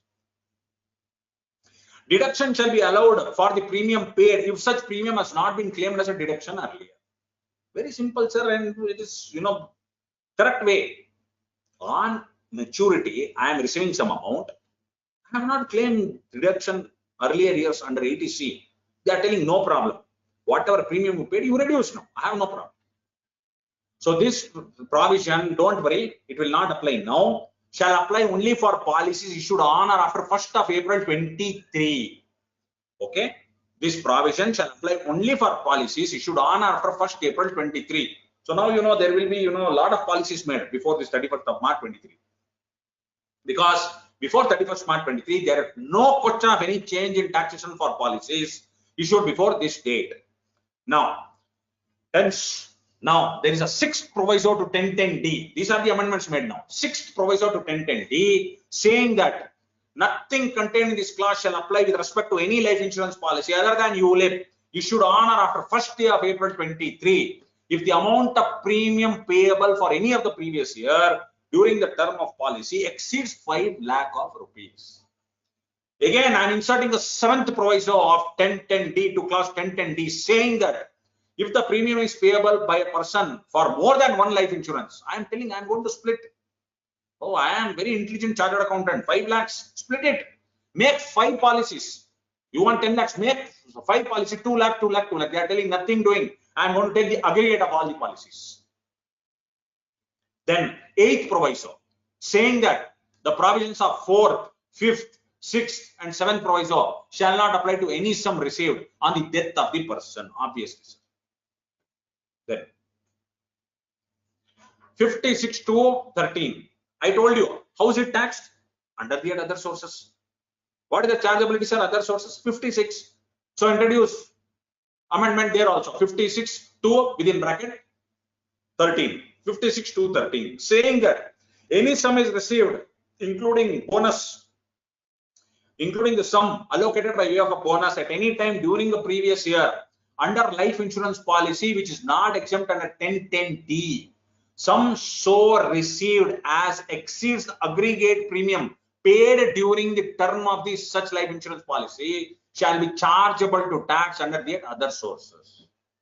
If the premium paid has been claimed as deduction in either provision of the Act, such premium will not be reduced from the sum so received. Commutation mechanism shall be prescribed. This would not apply to ULIP or keyman insurance policy whose taxation is governed by other existing provisions of the Act. Move forwards. Alignment of provisions of 45(5)A with TDS provisions of section 194 IC. What is your 45(5)A? You know, capital gain. Arising to whom, sir? 45(5)A? Arising to an individual or HUF. From what, sir? From transfer of a capital asset, being land or building or both, under a joint development agreement. When will it be taxed? Capital gain shall be chargeable to tax as the income of the previous year in which OC or CC, certificate of completion or occupancy certificate, either for the whole or part of the project, is issued by the competent authority. Okay. So for computing the capital gains, full value of consideration shall be taken as stamp duty value as increased by consideration received in cash. Please understand. Full value of consideration shall be taken as stamp duty value of his share as increased by consideration received in cash. But what was the, the inference of all the experts and taxpayers? Taxpayers and, they were, the experts were under the opinion that any amount of consideration received in a mode other than cash, that is check or electronic payment mode, would not be included in the consideration for the purpose of computing capital gain chargeable 45(5)A. So this is, they are telling, the law is telling, no, this is not the intention. This is not at all the intention of the law, not at all the intention of the revenue, which is evident from provisions of 194 IC TDS provisions, which provides that tax shall be deducted on any sum by way of consideration other than kind under the agreement referred to in 45(5)A, paid to the deductee in cash or by way of issue of check or draft or any other mode. Therefore, they are telling we want to amend the provisions of 45(5)A, saying that full value of consideration shall be taken as the stamp duty value of his share as increased by any consideration received in cash or by check or draft or any other. Please move forward. Prevention of double deduction claimed on interest on borrowed capital for acquiring, renewing, reconstructing property. Very good. Now I am claiming interest on borrowed capital 24B. Very good. I purchased a property and I took a loan. I am paying interest, etc. It may be for acquisition or for renewing or reconstructing. Fine. When I purchase the property, what I am doing? I am also claiming that stamp duty, etc. under 80C. Am I claiming under 80C? You are telling now the law is telling some assessees and you paid that interest on borrowed capital. Few people of them, they may debit to capital account or they may capitalize in the balance sheet also that interest on borrowed capital to the cost of the building. They are claiming on 24B. But you at the time of sale, you also want to claim interest on, the loan borrowed as cost. What the law is telling, many people, you have been claiming double deduction of the interest paid on borrowed capital for acquisition, renewal, or reconstructing property. Firstly, it is claimed in the form of deduction from income from house property on section 24. and in some cases deduction is also claimed under other chapters of Chapter 6A under provisions of Chapter 6A of the Act. Secondly, while computing the capital gains on transfer of such property, the same interest also forms part of cost of acquisition, what I told you, or cost of improvement under Section 48. Now they are telling no question. I am, in order to prevent you from claiming this double deduction, I am now inserting a proviso after clause 2 of Section 48.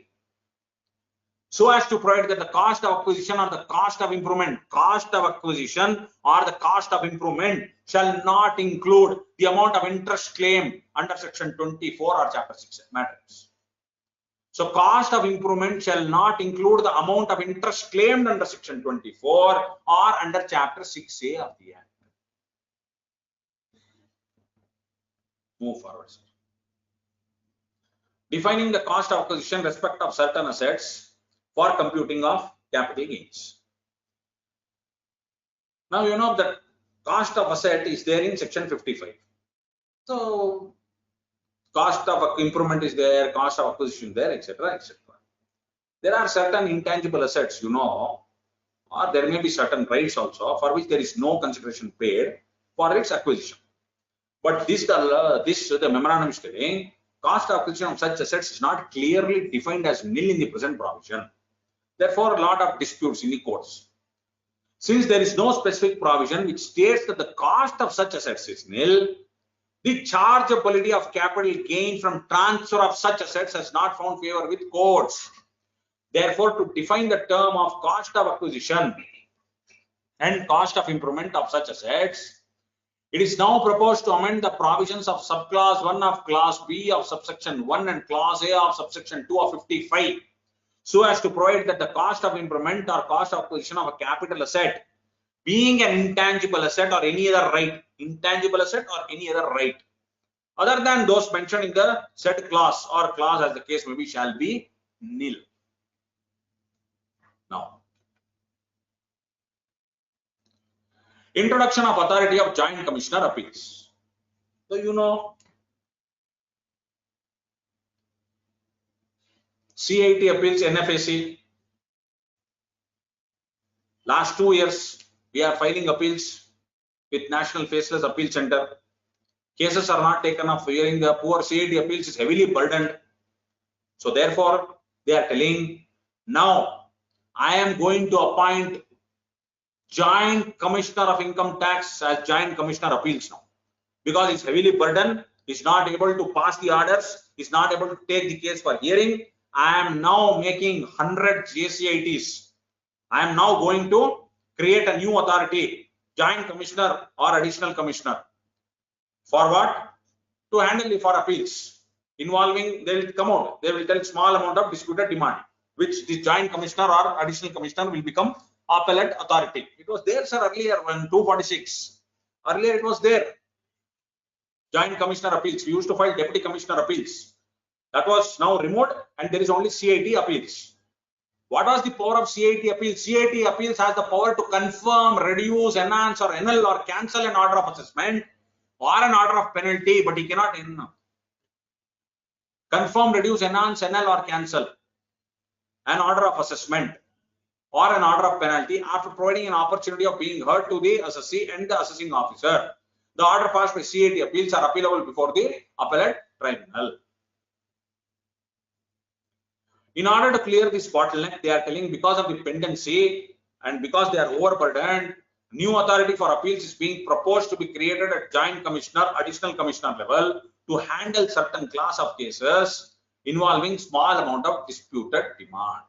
Such authority shall have all the powers, responsibilities, and accountability similar to that of Commissioner Appeals with respect to procedure of appeals. As I told you, the Deputy Commissioner Appeals was discontinued in 2000 itself. So it is now proposed to substitute 246 of the Act to provide for appeals to be filed before Joint Commissioner Appeals now. Now, move forward. Rationalization of appeals filed to appellate tribunal. So 253, these contain the provisions relating to filing of appeals to the appellate tribunal. 253 subsection 1, what it gives? List of orders which are appealable before the ITAT. List of orders. So that subsection provides what? That 253(1). Any assessee agreed by any order passed by CAIIB appeals under section 154, under section 250, 270A, 271, 271A, 271J or 272A may file appeal to tribunal. Okay. Therefore, tribunal is the first level of appeal for such orders of commissioner appeals.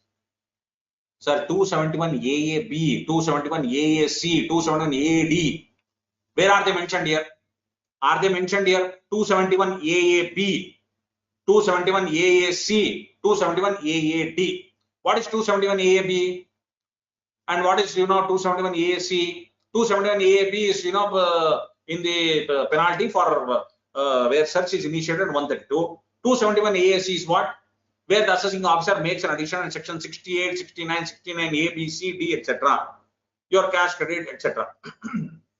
But explain investment, etc. What is 271AAD? Imposition of penalty by assessing officer if you found that the books of account maintained by any person, there is a false entry or omission of any entry which is relevant for computation of total income of such person to evade tax liability. So while Finance Act 22, what has happened is, as I told you, 271AAB, AAC, AAD were amended to enable CAIIB appeals also to pass an order imposing penalty under the said section. So CAIIB appeals could pass an order, sir. They could levy penalty. Last year amendment was made. CAIIB appeals only. 271AAB, 271AAC, 271AAD, CAIIB appeals was given the authority. You, sir, you can pass an order imposing penalty. No problem.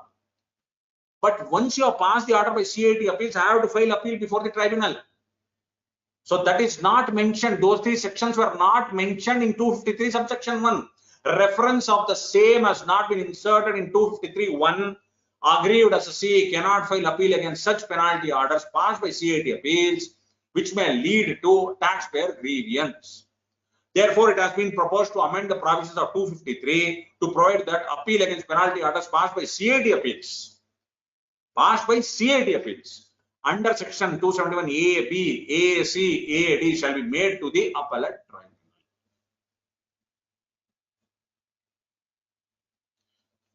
Same thing, sir, even further by Finance Act 21, section 263 of the Act was amended to enable Principal Chief Commissioner and Chief Commissioner to pass order of revision under this section.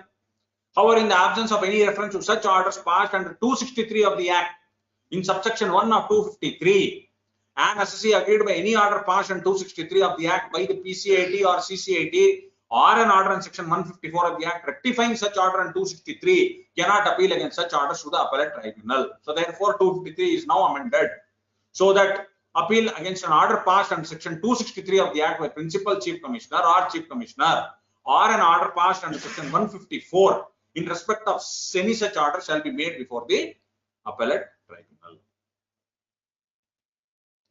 Assistance to authorized officer during search and seizure. Very interesting section. What is this? During the course of search, authorized officer, he may requisition the services of any police officer or any other officer of the central government to assist him or to for any of the actions required to be performed during the course of search, and it shall be the duty of such officer to comply. Similarly, the authorized officer may make a reference to valuation officer for estimating the fair market value of the property. And the time limit is 60 days for that such reference can be made during the search or within 60 days from the date of executing the last authorization for search. Assistance to authorized officer during search and seizure. Now it's telling come to the present. Now in the present, due to the increased use of technology, digitization in every aspect, including management, maintenance of accounts, digitization of data, cloud storage, the procedure of search and seizure has become complex, requiring use of data forensics, advanced technologies for decoding data, etc., for complete and proper analysis of accounts. Similarly, there is an increasing trend of undisclosed income being held in a vast variety of forms of assets or investments, in addition to an immobile property. Valuation of such assets and decryption of information often requires specific domain experts. They want specific domain experts like digital forensic professionals, valuers, archive experts, etc. In addition to the services of other professionals like locksmiths, carpenters, etc. are also required in most of the cases due to the typical nature of the operations. Therefore, they are telling we want to make an amendment saying that relevant provisions of this section to provide that during the course of search, the authorized officer may requisition the services of any other person or entity, as approved by the PCCIT or CCIT or PDA, Principal Director General, or DG, in accordance with the procedure prescribed by the board in this regard. Similarly, during the post and post-search inquiries, authorized officer may make a reference to any person or entity or any value registered by or under any law for the time being in force, who shall estimate the fair market value of the property in the manner prescribed and submit a report of the estimate to the authorized officer or the assisting officer within 60 days from the receipt of such reference. Any person or entity, they say, or any value registered by or on any law. Now, what are they telling now again? Prior to Finance Act 21, there was 153 ABC in the Act. Search was there and 153 ABC. After the Finance Act 21 was passed, 153 ABC is deleted from the statute. Where it has gone? Where are the provisions? It has gone to reassessment provisions. Procedure for conducting such assessment is now merged in the reassessment or assessment in consequence to search is now performed under 147 of the Act. Provisions of 153 AB are no longer applicable. Now, the timeline for completing assessment or reassessment in such cases linked to the execution of last of the authorization during such procedure in order to establish the day of conclusion of such proceedings and what constitutes as last authorization is provided in 153B.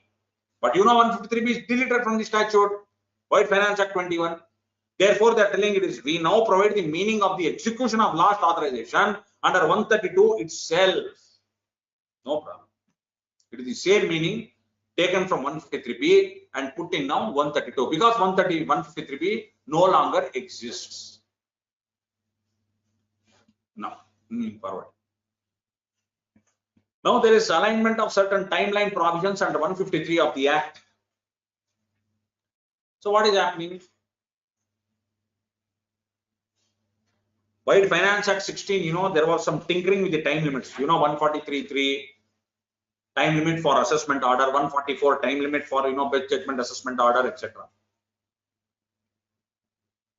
So at that time, you know, that 143.1 provided that what time limit for order of assessment and 143.3 or 144 was 21 months from the end of assessment year in which income was first assessable. Thereafter, subsequent Finance Act, time period of 21 months reduced to 9 months from the end of assessment year in which income was first assessable for assessment year 21-22 and later assessment years. Be careful. Now they are telling what happened. Again, Finance Act 22, what amendment came? Updated return 139.8A. What was the time limit? Same, sir, 9 months from the end of financial year in which return was furnished. Now they are telling, understand very carefully. They are telling what is the time limit for issuing notice on 143.2? 3 months from the end of relevant assessment year. This we didn't take up, sir, representation. The department took up this representation before the Ministry of Finance. They are telling, sir, what is the time limit for issue of notice on 143T today? Sir, 3 months from the end of assessment year. Very good.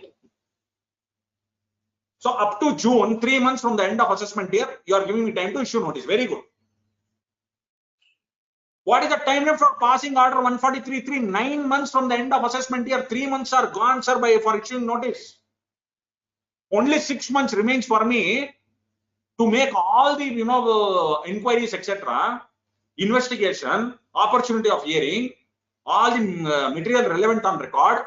I have to analyze judicial positions of various legal battles, etc. But it is faceless assessment. You are giving me only 6 months time. There is assessment unit, there is verification unit, there is technical unit, review unit, etc. Faceless assessment, we have to coordinate all of them. You are giving 6 months time to pass the order 143.3, 144. I have to coordinate, sir, between all the different units for every single scrutiny assessment and adequate time is essential for rational and speaking order. Now they are telling period of 6 months is very short to complete the entire process of assessment. As a result, we are not able to resolve the taxpayer grievances. They are asking time. How can we give time, sir? My hands are tied. Assessing officer and taxpayer is asking time. I agree with the taxpayer. You are giving very less time to file the details. I have got only 6 months, 3 years from the end of assessment year, time limit to issue notice under 143(2). 9 months from the end of assessment year, which income is first assessable, is the time limit for passing order under 153(1). Order is passed on 143(3) or 144. Time limit is given 153(1). So therefore, they are telling, I cannot do quality assessment, give me more time. So this may also compromise the dispensation of reasonableness of orders as well as natural justice to the assessee. Therefore, it has been proposed that the time available for completion of assessment relating to the assessment year commencing on or 1st day of April 22 shall be 12 months from the end of the assessment year in which income was first assessable. 12 months now from the end of the month, from the end of assessment year, sorry, or from 1st day of April 22 shall be 12 months from the end of assessment year in which income was first assessable. Consistent with the above, the time available for completion of assessment proceedings in case of updated return is also proposed to be increased to 12 months from the end of financial year. There is 12 months from the end of assessment year in which income was first assessable. Now it is 12 months from the end of financial year for updated return 139A in which such return is furnished. So these are all, time limits. Move further. Modification of directions related to faceless assessment and proceedings, etc. Okay. Provisions related to reassessment proceedings.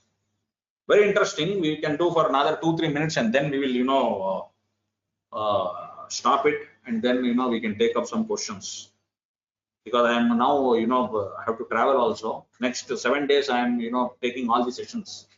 I am now traveling to another city. Anyway, this is also very important, my dear friends. 148 of the Act, what they are telling, this is an amendment. I'll issue 148 of the Act. Reasonable time, you are filing the return, you are uploading the return in response to notice under 148. Obviously, 148 is issued after following the procedure of 148A, A, B, C, D. That 148A will next result into 148 notice. Now the law is telling 148 in response notice under 148, return shall be furnished within 3 months from the end of the month in which such notice is issued, or within such further time as may be allowed by the assessing officer on a request made by the assessee in this behalf. However, I'm not able to file. What to do? Sir, I can't file the return within 3 months from the end of the month in which such notice is issued. I am filing beyond 3 months. It is not a return filed under 139. Any return which is furnished beyond the period allowed in 148 to furnish such return of income shall not be deemed to be a return under 139. As I said, they are telling requirements, consequent requirements, notice under subsection 2 of 143, etc. would not be mandatory for such returns. Then again, they are telling that, last 2 minutes. In cases where a survey under 133 is conducted, assessing officer is deemed to have information. Whereas if search is conducted, what will happen, sir? There is information. Search is conducted, you have information. If you have information, what is there? There is no requirement. It is information which emanates from such proceedings. No question for me to go through the proceedings of 148 ABCD. I will straight away reopen because I told you 153 ABC is deleted. Now a search case I have to issue notice under for last 6 years under 148 only. No question of following 148 ABCD. Further, for survey also they are telling it is deemed information, but the law 148 is telling it has to be mandated for survey. Although it is deemed information, you please mandate, you please follow 148 ABCD. It has to be seen that in cases where aforesaid search, requisition or survey proceedings are conducted after 15th of March of a financial year, there is extremely little time to collate this information and issue a notice under section 148 or show cause notice under 148 AB. Moreover, the search is conducted by the investigation wing and notice required to be issued by assessing officers. Therefore, it has been proposed to insert a proviso in the said section to provide that in cases where a search under 132 is initiated or a search for which the last of authorization executed or requisition made on 132A after 15th of March of any financial year, a period of 15 days shall be excluded for the purpose of computing the period of limitation for issuance of notice under section 148. That 15 days time is there. Shall be excluded for the purpose of computing the period of limitation for issuance of notice under section 148, and the notice so issued shall be deemed to have been issued on the 31st day of March of such financial year. One more proviso is inserted at 149, saying that where information is deemed to be with the AO, which emanates from statement recorded or documents impounded under summons or survey, that was for search. This is for survey. On or before 31st day of March of financial year, in consequence of search initiated or last of authorization executed in section 132 or requisition made 132, ditto provision, sir. Why? Survey after 15th day of March, search after 15th day of March. Then what they are telling? Don't worry, I am giving you a period of 15 days. I am going to exclude for the purpose of computing period of limitation for issuance of notice under 148 and the show cause notice under clause B of 148A in such case shall be deemed to have been issued on the 31st day of March of such financial year. It has also been provided that the impounding or recording of statement in consequence of search or the search itself should be before the 31st March only. Only extension has been provided for time consumed in the procedure for issuance of notice under 148 or 148A as the case may be. Okay, sir. Yes, sir. Viragji, are you there, sir? Yes, sir. Yes, sir. Yes, sir. Because there are a lot of provisions. So to the extent possible, we have tried to cover. Yes, sir. Yes, sir. Yes, sir. Thank you. Thank you so much, sir. Yes, sir. In a day one, to cover so much in a less than 5 hours, it's really a commendable, sir. Thank you. Thank you so much, sir. We also Yes, welcome sir. Advocate Manoj Parekh, sir. So would like to request every panelist to come on screen. We already joined Aanchal Kapoor ma'am. She is waiting for the GST part as well. So would like to request Aanchal ma'am to come on screen. Also to CA Mausam Shah, our friend and coordinator for today's session. So thank you Naveen sir for the wonderful deliberation. मतलब जो आपने बोला मैं उसी को second करूंगा कि उन्होंने बहुत ही कम समय में इतना डिटेल प्रेजेंटेशन तैयार किया और सबको बेनिफिट किया हुआ. Thank you. बहुत ही शानदार. Sir. Thank you so much. Thank you Naveen sir. Despite of you have to travel tonight to a different city, still you have given time to us and you have taken a session and prepared the session, entire session in a less than 5 hours. It's really commendable, and what a detailed analysis you have done for the direct access. Thank you so much, sir. Thank you. Thank you. We already received so many requests for the presentation what you have given, the PPT. Yes, and that Word files. I will mail it to you, sir. Yeah, thank you so much. Thank you. So due to a lack of time, we will not able to take a question as of now, but we'll have another session for the question answer and a detailed in-depth analysis only for direct access and separate for indirect access as well. So once again, thank you Naveen sir for the wonderful deliberation. Thank you Viragji. Thank you. And now I would like to request CA Mausam Shah to introduce our today's second faculty, CA Aanchal Kapoor ma'am, who doesn't require any introduction, but as in part of a formal introduction, we will request CA Mausam Shah to introduce ma'am. Yeah, thank you, Virag. As you rightly say, she does not need any introduction, but as a formality, I am doing it. And her introduction is like, it is very difficult to summarize in a few lines. So let me start with her introduction. CA Aanchal Kapoor is the fellow member of ICAI since 2009 and law graduate. She is a taxation practice for more than a decade. She pursued graduation in commerce from Guru Nanak Dev University, Amritsar, where she has been a gold medalist for her excellent academic performance. And she attained the 3rd rank all over India in PE1 and second rank in Northern India in CAIIB 1. To place a merit list of university in graduation. As an additional qualification, she has also completed the forensic audit and fraud detection course offered by the ICAI. Further, she has also been a merit holder of LLB completed in 2021. Apart from having splendid academic background, she has been in practice for over 12 years in indirect taxes and especially in GST. She is the national speaker on the GST and has delivered in around 500 plus lectures, that is seminars and webinars across India to the member of industry with a privilege of addressing gathering of 2,000 plus professionals. And she is approved faculty in National Academic of Custom, Indirect Tax and Narcotics, that is a GST officer training cell. She has also done several certified GST courses, including the GST courses offered by ICAI. She has been a faculty to the various certified courses of the GST. She is an approved faculty of ICAI. She has been privileged of contributions to the various journal of ICAI. She is a prominent writer and author in numerous articles of the GST published from the time to time in several magazines like AIFTP Journal, ACA Journal, Vipka Kolkata.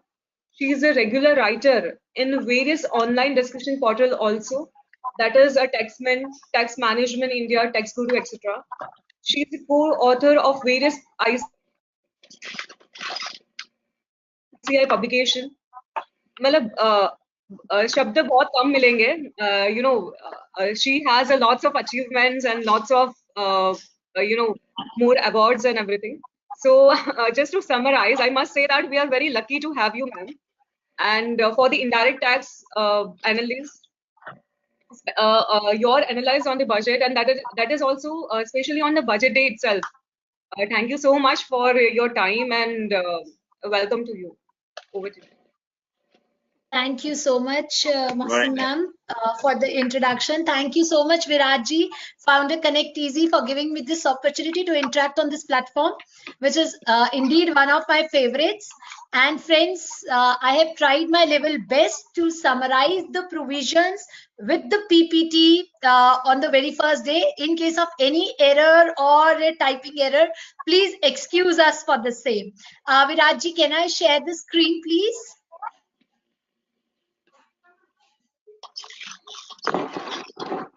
Please let me know if the screen is visible. Yes, ma'am. Screen is visible. Yes. You can see my screen, but I cannot see that it's connected. 1 second. It's connected, ma'am. You can. It's behind your photo, maybe. You just need to put on a slideshow mode. Yeah, I have put it on a slideshow mode. Yeah, can you see budget 2023? Yes, ma'am. Yes, ma'am. All right, and I can interact with the participants through the chat box. Can I? 1 second.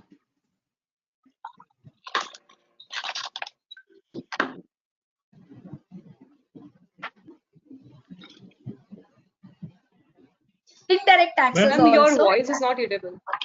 Ma'am, now your voice is audible. You can interact with question tab. Question tab will work as a chat box as well.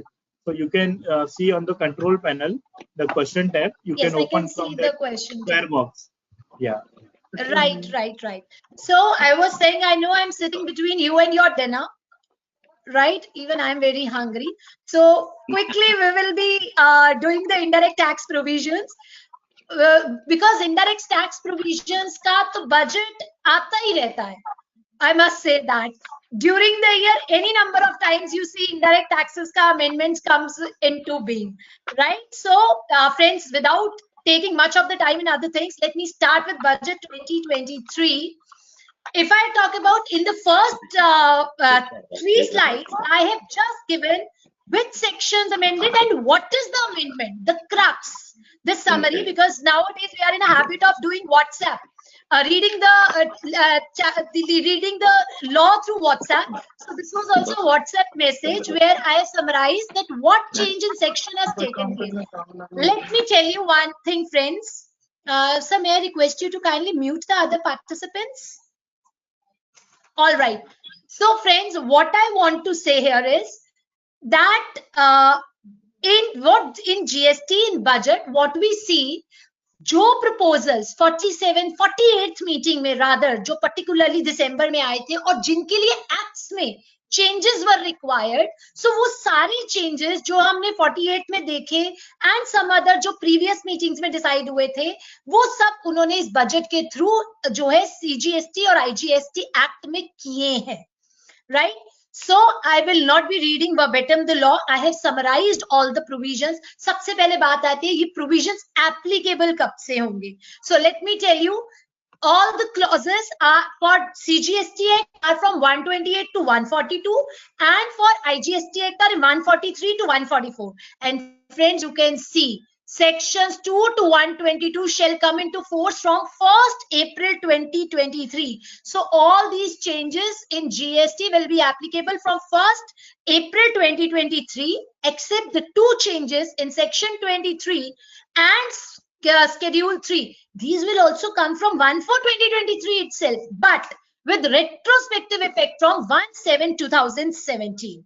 Right? So can I see a few messages in the chat box? Are you there all with me?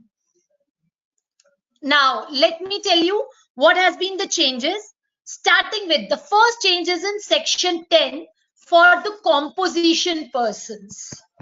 Composition persons, before this amendment, when you are a supplier of goods or services, you people were not allowed. Great, Sanjeev ji, I can see your message. So they were not allowed to go for the e-commerce. Composition persons were not allowed for e-commerce. Actually, what is the base of this amendment? I know you all have read the budgetary proposals, but what has been the reason behind and what will be the impact? ये दो चीजें I will be adding on to it. 47 meeting हुई, उन्होंने बोला कि हम section 24 clause 9 में change करेंगे, इंट्रास्टेट सप्लायर्स को, कुछ अनरजिस्टर्ड को वी विल अलाउ देम कि they can go through the e commerce operator, और 1/1/2023 से ये स्कीम वो लाना चाहते थे. However, in the 40th council meeting, they again mentioned unregistered supply composition में हम intrastate supply of goods को अलाउ करेंगे, बट डेट एक्सटेंड थी 1/10/2023. नाउ ओनली द कॉम्पोजिशन वालों को अभी उन्होंने ई कॉमर्स के थ्रू, और वो भी अगर आप सप्लायर ऑफ गुड्स हो, इंट्रा स्टेट सप्लाई अलाउ की है. सो 47th और 48th मीटिंग में what they proposed, out of that they have allowed what in old, चाहे गुड्स और सर्विसेज के सप्लायर थे, आपको कॉम्पोजिशन अलाउड नहीं था अगर आप ई कॉमर्स के थ्रू गुड सप्लाई करते थे. यानी मेरे पास एक पर्सन आता है, वो बोलता है मैं नया काम शुरू कर रहा हूं और मैं अपना प्रोडक्ट ई कॉमर्स के पोर्टल पे रजिस्टर कराना चाहता हूं एंड कॉम्पोजिशन लेना चाहता हूं. Answer was no. If you want to go through e-commerce operator, composition scheme is not allowed. But what is in the new thing? Only and only for the goods. For services, the composition is still not allowed if you want to supply goods through e-commerce operator. But if you're a supplier of goods and doing intrastate supplies, then the composition scheme is allowed. Right? So this has been the change. Section 10(2)(d) and 10(2)(a. Friends, 10(2) वो scheme थी जो originally आई थी जिसमें 1.5 लाख की limit है, and section 10(2)(a) वो scheme है जिसमें सर्विसेज वाले को 6% पे जीएसटी देना है. ये थी वही 1% वाली और 5% वाली जिसमें रेस्टोरेंट्स एक्सेट्रा थे, गुड्स के सप्लायर. उन दोनों में ही सप्लाई ऑफ गुड्स का condition for e commerce operator through section 52, अगर आप ई कॉमर्स ऑपरेटर के थ्रू जाना चाहते हैं तो गुड्स के लिए अब अलाउड कर दिया गया है that you, even if you are a supplier of goods then even you can come into the composition scheme. Now moving ahead, friends, so this has been the situation. देखिए एक slide में I have tried to summarize the provision. What is it? If you are a person supplying the goods through e-commerce portal, first I have to check whether services or secondly goods. Services है कि goods है. अगर तो services है तो composition tax payer को allowed ही नहीं है कि वो ई कॉमर्स में आए. सर्विस वाले हो तो कॉम्पोजिशन में नहीं हो सकते। हाँ, गुड्स पर्सन हो तो कॉम्पोजिशन में हो सकते हो, या नॉर्मल टैक्स पेयर भी हो सकते हो, बट इसमें अभी भी रजिस्ट्रेशन मैंडेटरी है। सेक्शन 24 क्लॉज 9 में अभी तक कोई चेंज नहीं किया गया है। However, सर्विसेज का जो सप्लायर है उसमें पहले मैं देखूंगी, कॉम्पोजिशन वाला तो आ ही नहीं सकता। हाँ, अब आप नॉर्मल टैक्स पेयर हो, आप कौन सी सर्विस देते हो? 95 वाली यानी डीम्ड सप्लायर वाली, रेस्टोरेंट एंड जो 4 नोटिफाइड सर्विस है, ओके डन, उसमें तो ई कॉमर्स ही डीम्ड सप्लायर होता है, राइट? अगर आप उसके अलावा अदर सर्विसेज देते हो तो आपको पहले भी थ्रेशोल्ड अलाउड थी, वाइड नोटिफिकेशन 65, और थ्रेशोल्ड से ऊपर जाते थे तो टीसीएस लगता था। Meaning thereby my dear friends, the change is only in the composition part. Rest provision I have done mentioned here to make you understand कि अगर आपके पास कोई ई कॉमर्स के लिए आता है, ऑलवेज पास चेक कि वो ई कॉमर्स पोर्टल के थ्रू गुड सप्लाई करना चाहते हैं, services. Accordingly the provisions will apply. For goods a person can be normal और composition registered but must be a registered person and TCS will be applicable. For services depends the nature of service, composition not allowed. After that also deemed supplier notified 95 का services है कि other services है।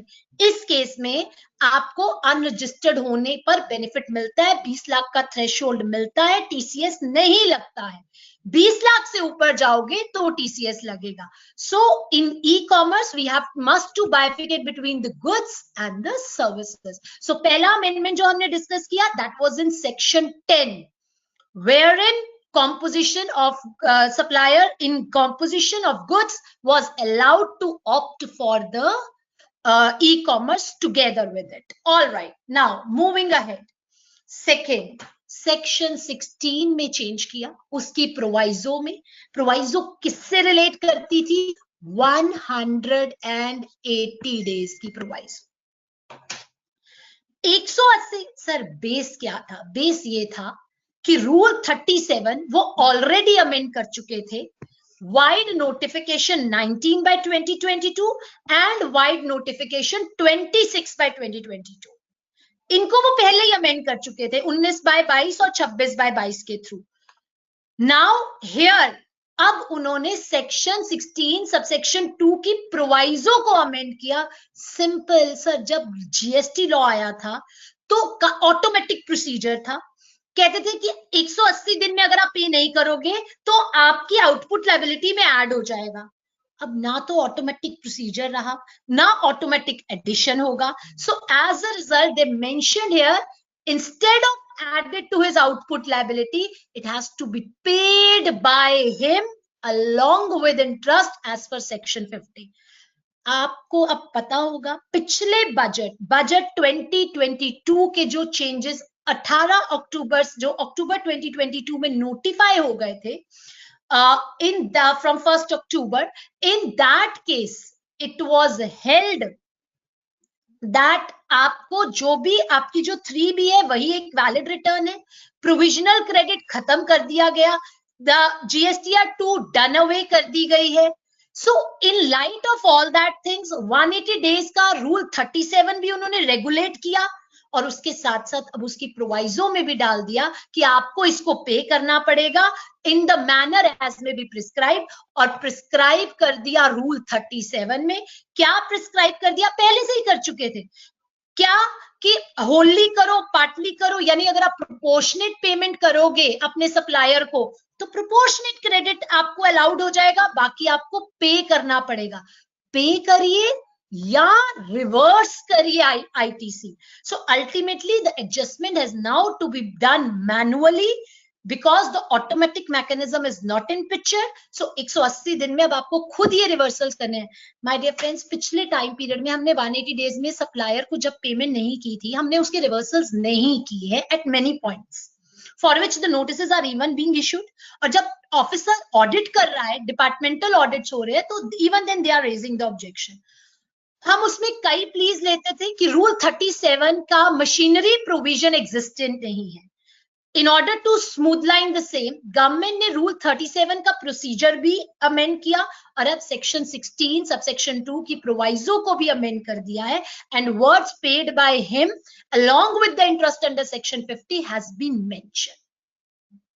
Right, considering the time constraint, I'm not going into interaction with you all so that I will be able to cover the provisions. Second change, a normal change, पहले नीचे proviso में words थे, receiver तुम दोबारा input tax ले लोगे when the payment be when the payment made by him के आगे to the supplier words have been added through this budget, through this finance bill 2023 कि आपको पेमेंट किसको करनी है, सप्लायर को करनी है. जब पेमेंट सप्लायर को आप करेंगे then you will be eligible to, entitled to avail the credit of input tax. So this point has been कि पेमेंट अल्टीमेटली सप्लायर के पास जब जाएगी then the recipient shall be entitled to avail the credit. So second amendment हमने 180 days की देखी, जिसमें in light of rule 37 the amendment has been brought in proviso to section 16. चलिए, now third and the important amendment, what's that?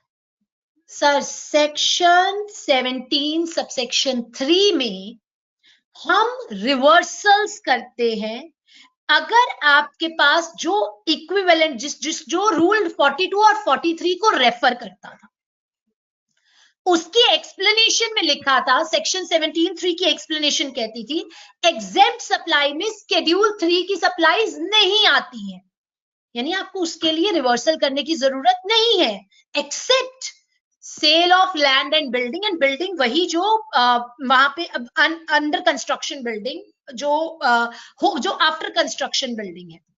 So para 5 को छोड़कर of schedule 3 बाकी सब exempt supply का पार्ट था. इसका मतलब एग्जेम्प्ट सप्लाई में नॉर्मल शेड्यूल 3 सप्लाईज नहीं आएंगी बट पैरा 5 आएगा. Now there is an addition. Now you can see there are 2 green ticks.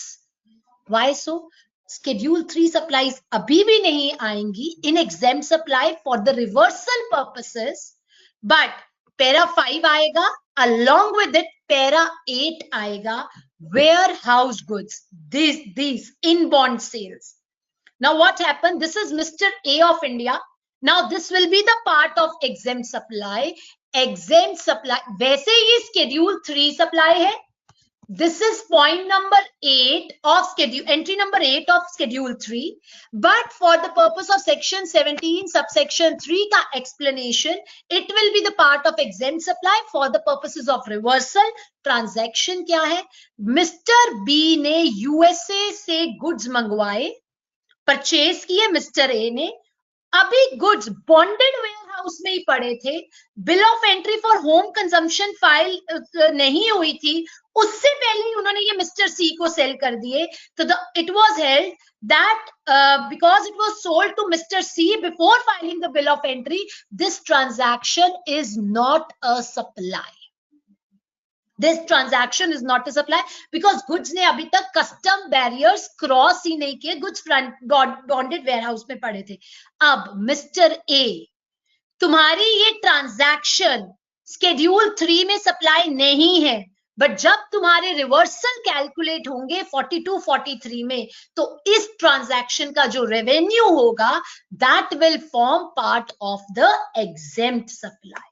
So ultimately para 8A schedule 3 की 2 एंट्रीज अब एग्जेम्प्ट सप्लाई में आएंगी. First para 5 and as well as para 8, supply of warehouse goods to any person before clearance for home consumption. So this will form part of exempt supply और इसके equivalent reversals of common credits आपको करने पड़ेंगे, और any specific credit to this you have to consider that.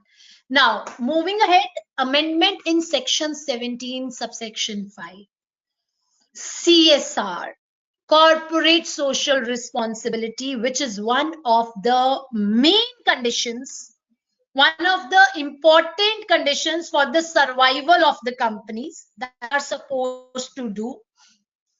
Sorry, just a minute. Yeah. So one of the mandatory conditions Lekin, it has always been a disputable issue. There has been many judgments in pre-GST regime also, some allowing the CSR credit, some not allowing the CSR credits. So government has put an end that the goods or services or both received by a non-resident taxable person, except for the goods imported by him.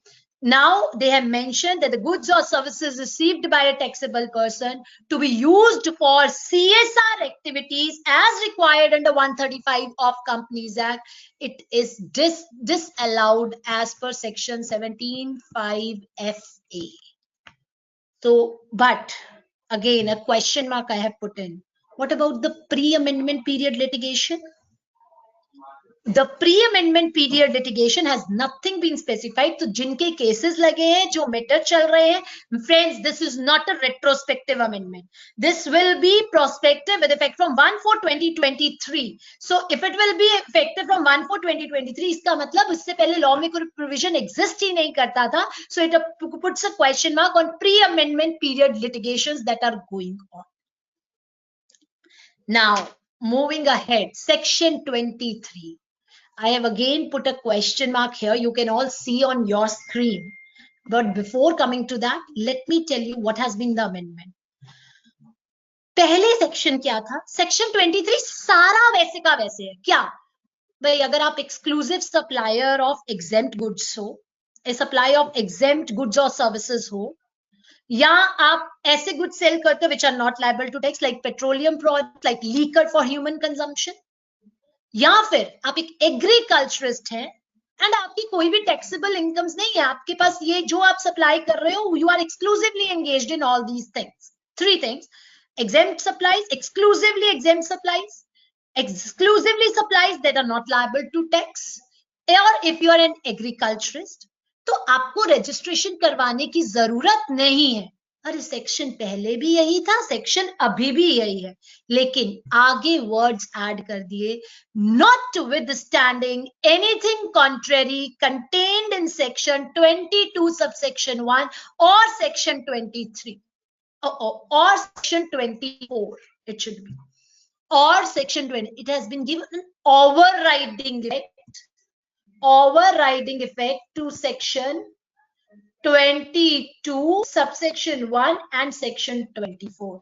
इसका मतलब आपको registration कराने की जरूरत नहीं है अगर आप इन एक्सक्लूसिव एग्जेम्प्ट गुड्स में डील करते हो, या सर्विसेज में डील करते हो, या not liable to tax goods और सर्विसेज में डील करते हो, या एग्रीकल्चरिस्ट हो. And now this section has overriding effect as to section 24. Now my question to you all is, what about section 24 ka RCM?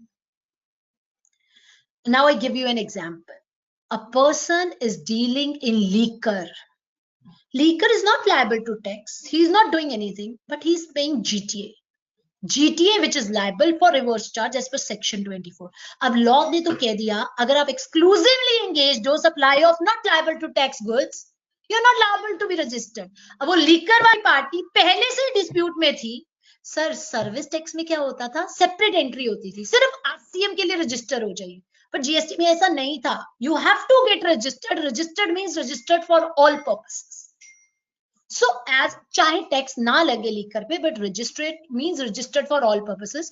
तो ये लोग ऑलरेडी एक उसमें निकल रहे थे कि हम जो जीटीए की सर्विस ले रहे हैं उसके लिए क्या हमें रजिस्ट्रेशन करानी है mandatory as per section 24. Now this amendment is giving overriding effect to section 24. As a result, now a question arises. It means the RCM provisions, mandatory RCM registration RCM provisions of section 24 will not be applicable or should not be applicable in case of supplier of exempt supplies or not liable to tax supplies or agriculturists. So as of now, the bare reading of the section says as 23 is overriding effect, so RCM provisions will not be applicable. Let's see how the things turn in the times to come. Moving ahead, 4 sections, 4 clauses I'm taking together. Section 37, 39, 44, 52. What are those? GSTR 1, GSTR 3B, annual return, and GSTR 8. चारों को recommended भी था meeting of GST council में, 48 GST council में, सब में section add हुए। Add होने के बाद प्रोविजन इंट्रोड्यूस कर दिया गया है कि भाई मैक्सिमम टाइम 3 इयर्स है from the due date of filing of the return. So last date to file GSTR 1, 3B annual return, GSTR 8, it is annual return. GSTR 8, it is 3 years from the due date of furnishing of GST return, and the power has been given to the government कि वो चाहें तो allow कर सकते हैं even after the expiry of the period if they want certain persons, so they can allow. So a power has been given to the government for the same, but now the maximum time period was 3 years, जहां पहले कोई भी cap नहीं था, right? So I hope you all are not feeling Sanjeev ji has asked, not liable as main goes exempt. Of course, Sanjeev ji, this overriding effects is, see, main goes as exempt is a separate thing. What you are supplying is not liable to tax. There is no denial. But about the input services you are taking, it was covered under mandatory reverse charge. But if you are not registered, how will you pay that for mandatory reverse charge? And furthermore, it has overriding effect to section 24. It means you are not liable to register even if you are under RCM. So when you will not be registered, you are not liable to be registered, how will you pay the tax? Right? All right. So moving ahead, refunds. 90% provisional refund allowed है export के case में within 7 days. A technical change, words delete हुए, excluding the amount of input tax credit provisionally accepted. अरे provisional credit का concept ही section 41 में by budget 2022 खत्म कर दिया गया था. Whatever will be the amount credited to 3B is now going to be your credit. Now there is no provisional credit. So इसीलिए section 54 में उन्होंने ये words delete कर दिए क्योंकि इनका कोई relevance ही नहीं रहा. अब कोई provisional ITC है ही नहीं. So ultimately सीधी बात, आप export का refund लगाएंगे, officer 90% of the provisional refund you have to give within a period of 7 days, and there is no concept of provisionally accepted ITC anymore due to amendment in section 41 wide budget 2022. Right? चलिए, interest on delayed refunds आ रहे हैं? No sir तेरवाकर जी, 3 साल का ITC का time period नहीं है. This is only return filing cap that has been given for 3 years. For ITC please refer to section 16. हाँ संजीव जी बोलते नहीं आ रहे interest on delayed refunds. I know Sanjeev ji, for these we will be surely having some rules कि after the expiry of 60 days from the date of receipt of such application, if the refund is not granted, then for the period of delay you will be given the interest. The government has been given the rule making power that they will be bringing up the rules for the interest on delayed refunds. So a rule making power has been granted to the government for the same. All right, moving ahead, decriminalization. Sir, सबसे ज्यादा havoc पता है क्या होता था? Many a times I have received certain calls or people asking कि कुछ कागज नहीं मिले हैं, आईटीसी का इवेजन नहीं है, बट कुछ कागज इधर उधर हो गए, तो ऑफिसर कहता है कि मैं आपको टेम्परिंग ऑफ मटेरियल एविडेंस के केस में I can put you behind the bars. Obstruction of prevention of officer in discharge of his duties, अगर आपने हमें कुछ भी करने से रोका, failure to supply the information and all that, we can put you behind the bars because ये तीनों ऑफेंसेस क्रिमिनलाइज्ड ऑफेंसेस थे for which punishment was existing. Now, these 3 offenses, what are those 3? Have a look on these here. Tampers or destroys material evidence, fails to supply the information, and here at the bottom it is, you cannot see the clause J. And if you are in the position, if you are doing, I show you from here, you can see. Okay. So obstruction or preventing an officer in discharging his duties, ये तीनों offence decriminalise कर दिए गए हैं. Now punishment for these does not exist. One thing. Second, so first was this change with respect to the punishments. 3 offenses have been decriminalized. Second, 1 crore से पहले prosecution start हो जाता था. अब 1 करोड़ का लिमिट सिर्फ क्लॉज बी, 1 से 2 करोड़ का लिमिट सिर्फ क्लॉज बी के लिए रह गया है. क्लॉज बी का मतलब जब आप विदाउट सप्लाई ऑफ गुड्स और सर्विसेज, अगर आप इनवॉइस इशू कर रहे हैं और अंडरलाइन गुड्स और सर्विसेज नहीं है, उसी में लिमिट 1 करोड़ होगी. For other offences it is going to be 2 crore. 5 crore से एक्सीड करेगा 5 साल का पनिशमेंट. 2 करोड़ से 5 करोड़ 3 इयर्स का पनिशमेंट. और 1 करोड़ से above only for clause B the imprisonment will be up to 1 year. So यहाँ पे word only for clause B have been inserted. Friends, rest of the provisions are same. A, B, C, D का कोई default अगर आप करते हैं और वो डिफॉल्ट अगर आपका स्पेसिफाइड लिमिट से जो अबव होता है, 5 करोड़ से अबव होता है, तो ऑफेंस कॉग्निजेबल मींस और नॉन बेलेबल हो जाता है. The warrant requirement does not exist and it becomes a non bailable offence.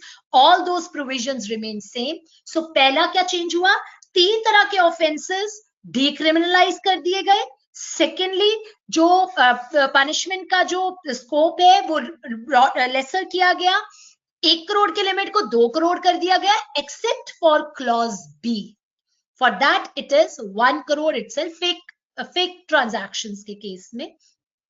Third change, compounding.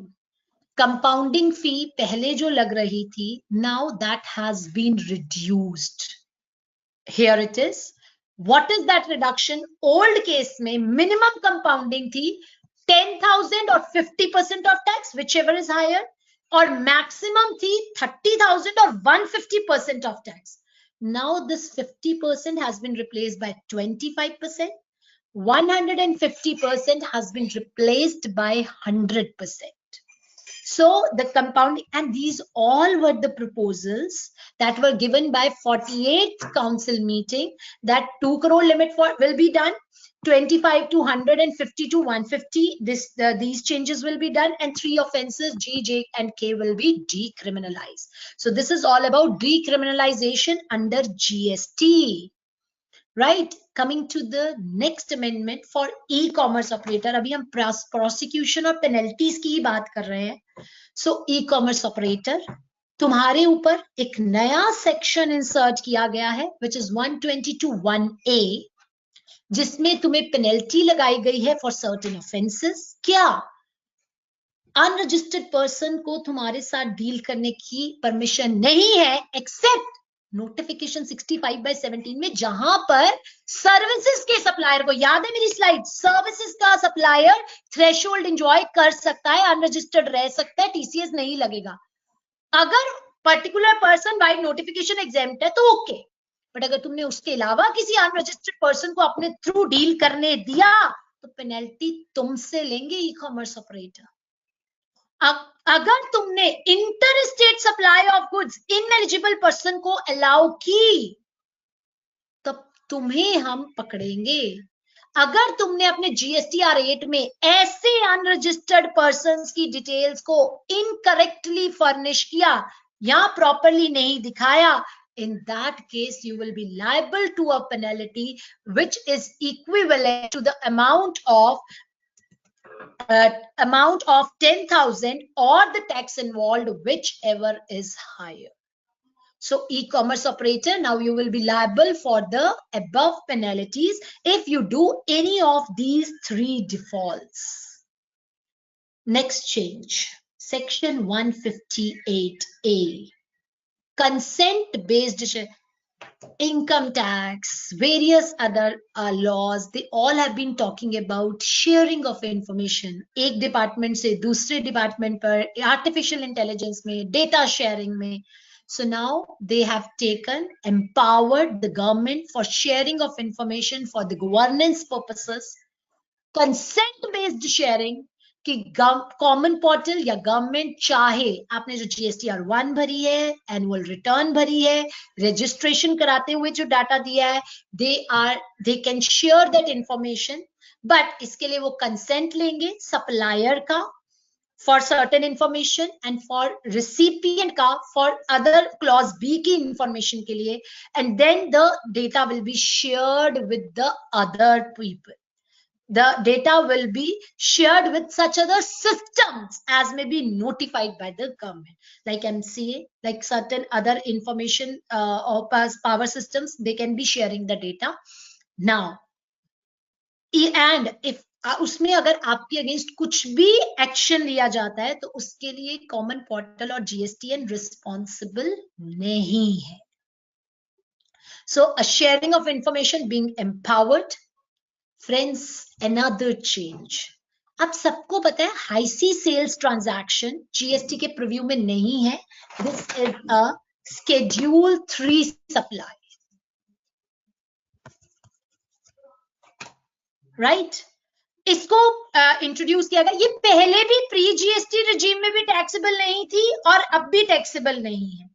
But because it was later on inserted, it was giving rise to dispute. So they said this amendment will take effect from 1/7/2017. It will be considered as a part of Schedule 3, that there is no tax before the goods cross the custom frontier.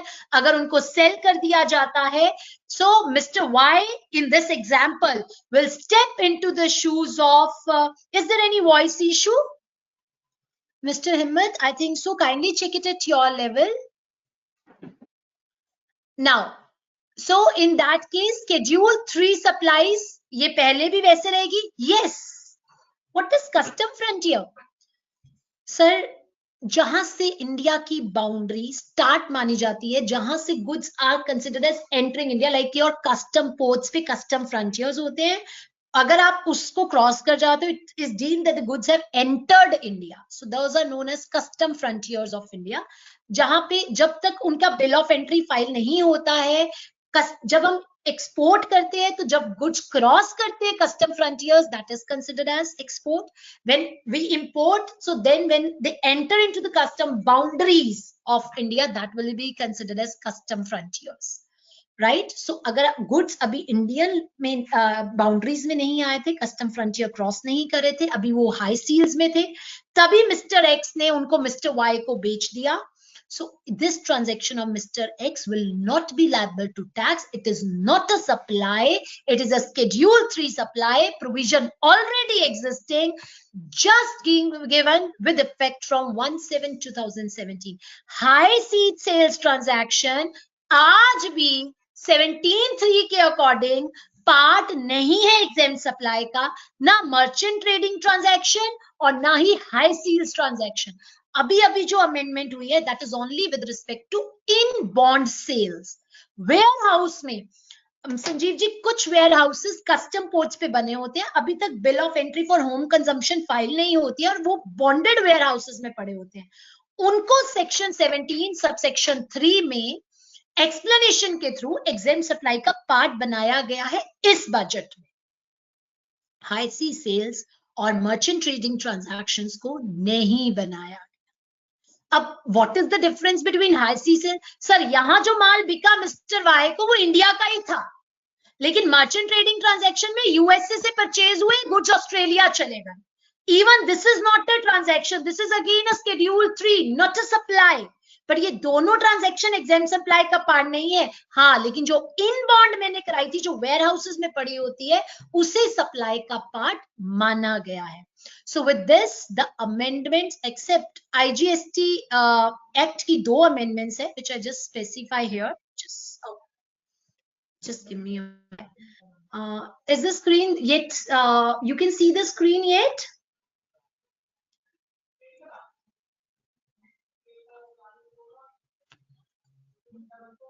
Right. All right, Sanjeev ji. Now look, friends, एक OIDAR services है जिसका इन्होंने definition change किया है, और क्योंकि there were lots of issues involve in that, और no NTOR का डेफिनेशन जो है These two definitions have been changed in IGST Act. If it is not the part of it, anyhow, I just let you know. Let me show this to you. So ये थी वो inbound transaction which I was talking about. ये inbound को exempt का part माना गया है. All right. Sir दो चीजों में चेंज हुआ है IGST में. NTOR का definition which is as per the clause let me open, which is as per clause 143, non-taxable online recipient का definition has been changed and OIDAR का definition has been changed. उसमें जो words थे essentially automated and involving minimal human action, that has been deleted now. This amendment has been done in order to overcome the litigations, the disputes that have been going on, and 12 subsection 8 proviso has been deleted. अभी government ने circular 184 issue किया था. क्या किया था? अगर आपके goods transport हो रहे थे outside India, so they said जो गुड्स आपके आउटसाइड इंडिया ट्रांसपोर्ट हो रहे हैं उसके लिए place of supply is going to be the destination of the goods. यानी प्लेस ऑफ सप्लाई कहां बन गई?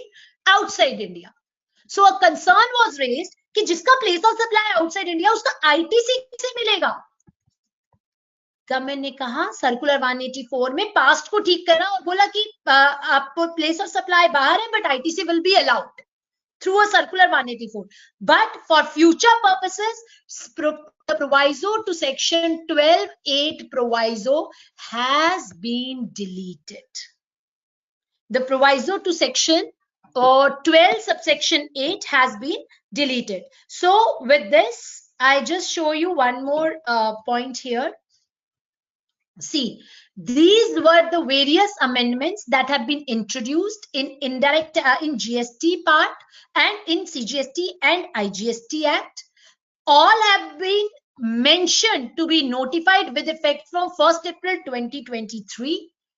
However, out of these two amendments have been given the retrospective effect. So with this, I end up my deliberation for the day. Thank you so much for patient listening. Now you can enjoy your tasty meals. And over to you, sir.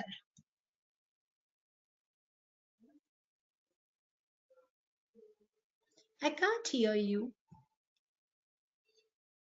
Thank you so much for your wonderful deliberation, ma'am. Would like to request all the panelists to come on screen. Manoj sir, you would like to say something, sir? You are not there in the beginning. Sir, you are on mute. Yeah, please continue.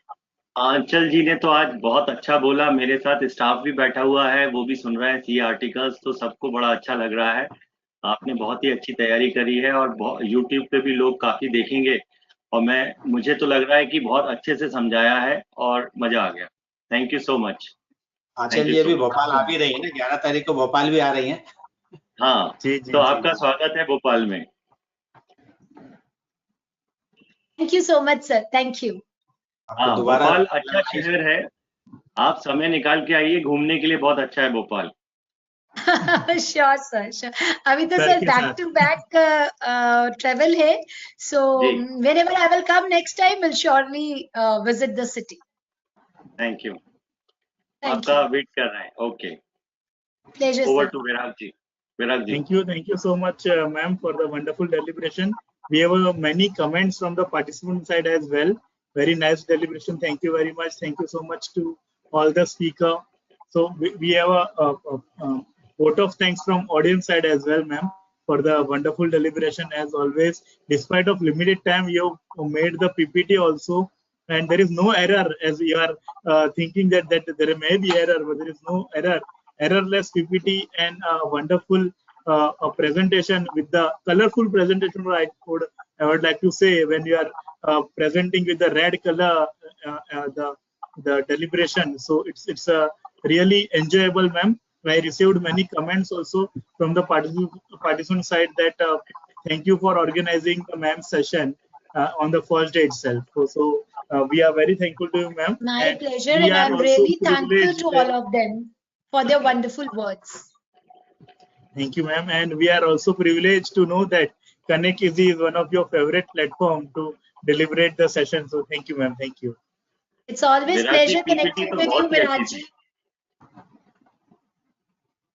ji. Thank you very much, Virag ji, for organizing this program. Thank you very much. Thank you to speakers. Thank you for all your support, sir.